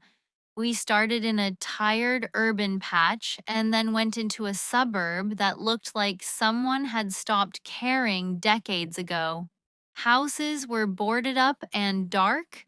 The place felt abandoned. It even had that weird lack of graffiti, like even people who caused trouble wouldn't touch it. I remember hearing fear described as bone prickles on a podcast recently, and that phrase kept popping into my head. Driving there with the smell of fries and burgers making me a little queasy, I felt those bone prickles strong as anything. It's that whole body tingling when something is just off. When I pulled up, the house was at the edge of that rundown stretch. If it had been the only lived-in property on the road, I wouldn't have been surprised. Yet here it was, light pouring from every window and upbeat indie music, loud enough to hear on the street. I hauled the insulated bag, which felt heavier than it should, and knocked. It took a few knocks before the music cut and someone opened the door. The guy who answered looked about my age, wearing a band tee and doing this goofy smile that made me think he might be stoned. I explained I had the delivery, and he called back inside to check if anyone had ordered. He seemed baffled. There were only 3 people there, and they'd had pizza earlier, he said. I showed him the app, confirmed the address, and he asked me to wait on the porch while he checked with the others. I heard muffled voices, some shouting, and the bone prickles returned. He eventually came back and apologized, saying the others had indeed ordered the burgers along with the pizza and all was fine. Just as I started to unzip the bag, he insisted on giving me a cash tip. I said the app would do fine, but he was adamant. Could he give me £7?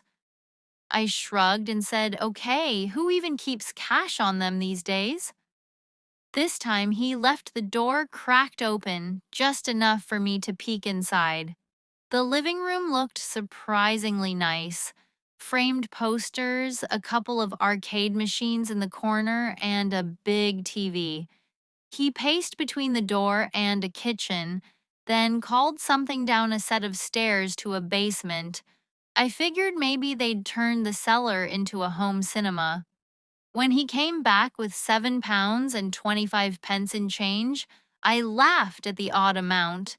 I finally pulled the bags out, and unsurprisingly, they were cold. He'd kept me on the porch long enough. After quick thanks and a couple of awkward goodbyes, I got back in the car and checked for more jobs. Another order had just come through from the same restaurant, so I decided to swing back. I rely on my reversing camera a bit too much and had it set so my rear view showed the back seat. Glancing up, I saw someone lying on the floor behind the passenger seat. He looked like a guy in his mid-20s, clutching some odd, long-bladed kitchen tool, more of a boning knife than anything I'd seen, and staring like he was waiting for a cue. Panic slammed into me. The customers had kept me on the porch long enough for someone to slip in. I hadn't locked the car because I only expected to be a minute. Immediate regret. My heart nearly exploded. I pictured the obvious worst. I told myself not to look back so he wouldn't know I'd seen him. Then, seeing the lights of a petrol station ahead, I kept my speed steady, turned in at the last second, screeched into the forecourt, jumped out, and ran inside. I must have sounded bonkers, shouting about how a guy with a weird kitchen knife was in my back seat and I'd been distracted at the door. The attendant looked at me like I was deranged, asking me to explain. He froze when I checked the lot. My car door was open, and a ridiculously tall man was unfolding himself from my back seat and sprinted into the nearby trees. He didn't look aggressive. Honestly, he looked petrified. I called the police. They came quickly, searched, and found the knife nearby. A kind of filleted knife used for fish, but clean. When they went to the house to ask questions, the occupants were just as puzzled as I was. Everyone inside accounted for. None of them fit in the description. No motive, no sign anyone had slipped out. I never found out who the guy was or what he'd planned. I didn't quit driving, but I started locking the car every time I left it, even for a second, and I checked the back seat every time. Whatever that man was running from, or for, I hope I never meet it. The way he looked as he fled made me think someone worse might have been nearby. It's one of those creepy mysteries I'm glad ended without anyone hurt. I'm from England and won't say exactly where, so as not to dox myself or risk my job. I'm a postwoman, a proper postie, and I love the work. I run a rural round I've had for years thanks to a bit of begging and a friendly relationship with the head postmaster. Normally, routes rotate a lot, so this is a rare perk. I know most of the people on my beat.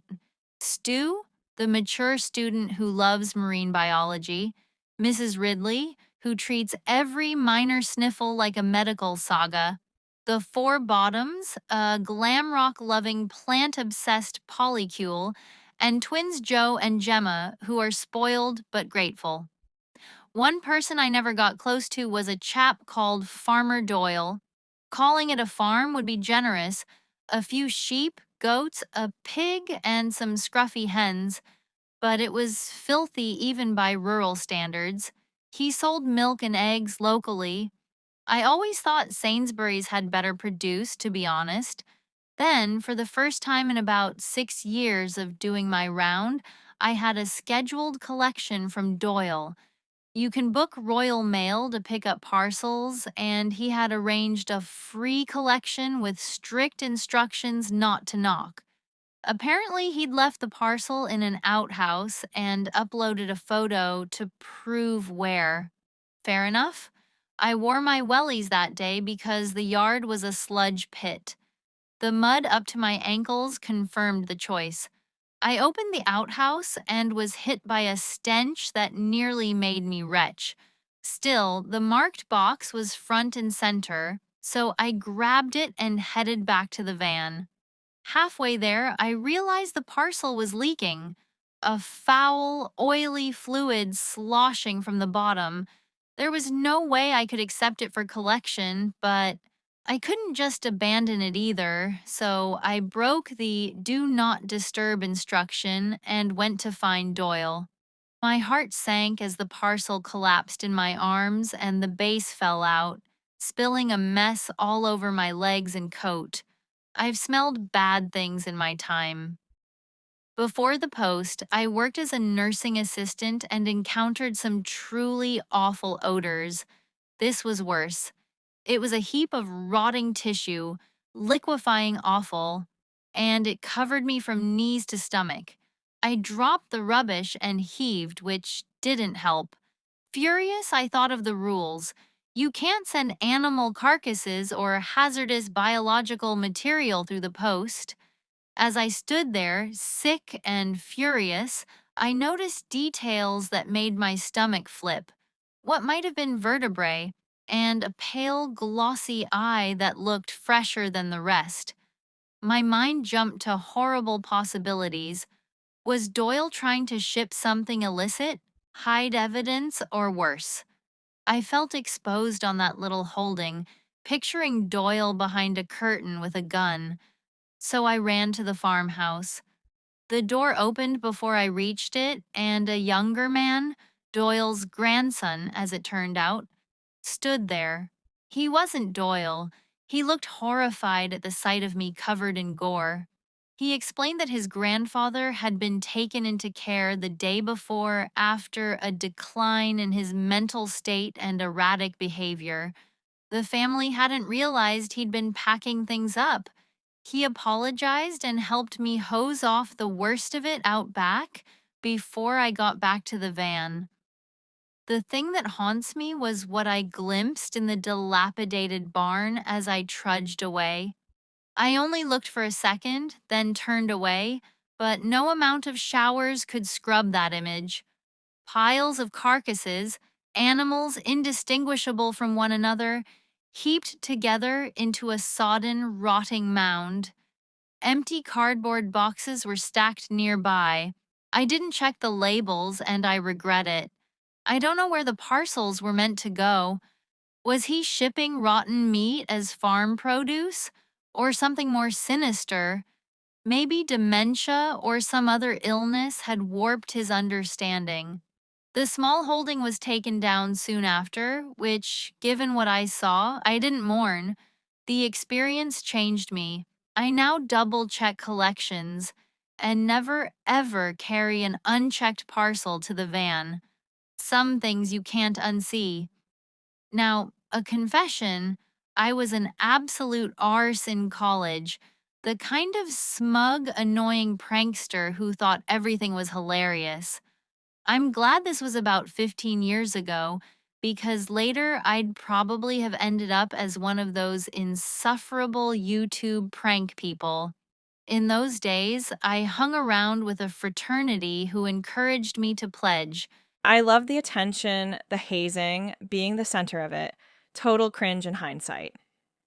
Back then, Amazon deliveries were a different mess. Packages were often left on doorsteps, and people nicked them with little consequence. I must have swiped a dozen parcels: vitamins, a dog bowl, a novelty toy, the occasional mildly interesting thing. Then one day, I saw a large box on a step that screamed, "Good haul." My idiot mate filmed me sneaking up. I grabbed it, pulled back, and it detonated. Not a glitter bomb, a real trap. It burned my face and set my hoodie alight. I was left screaming. My cameraman ran. Then a gang of masked men jumped me from the bushes. They beat me up, yelling that I was a thief and the scourge of the neighborhood. I ended up with a broken socket, a permanent limp, and a shattered arm that needed a rod. Maybe I deserve to be taught a lesson for stealing, but the severity still sticks with me. Months later, I watched the house from my car and saw a young family living there, not the type to have organized the attack. To this day, I don't know whether I was targeted by people linked to the original owners or by vigilantes who decided to make an example of thieves.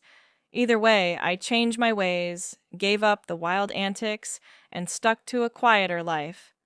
I'm grateful for that.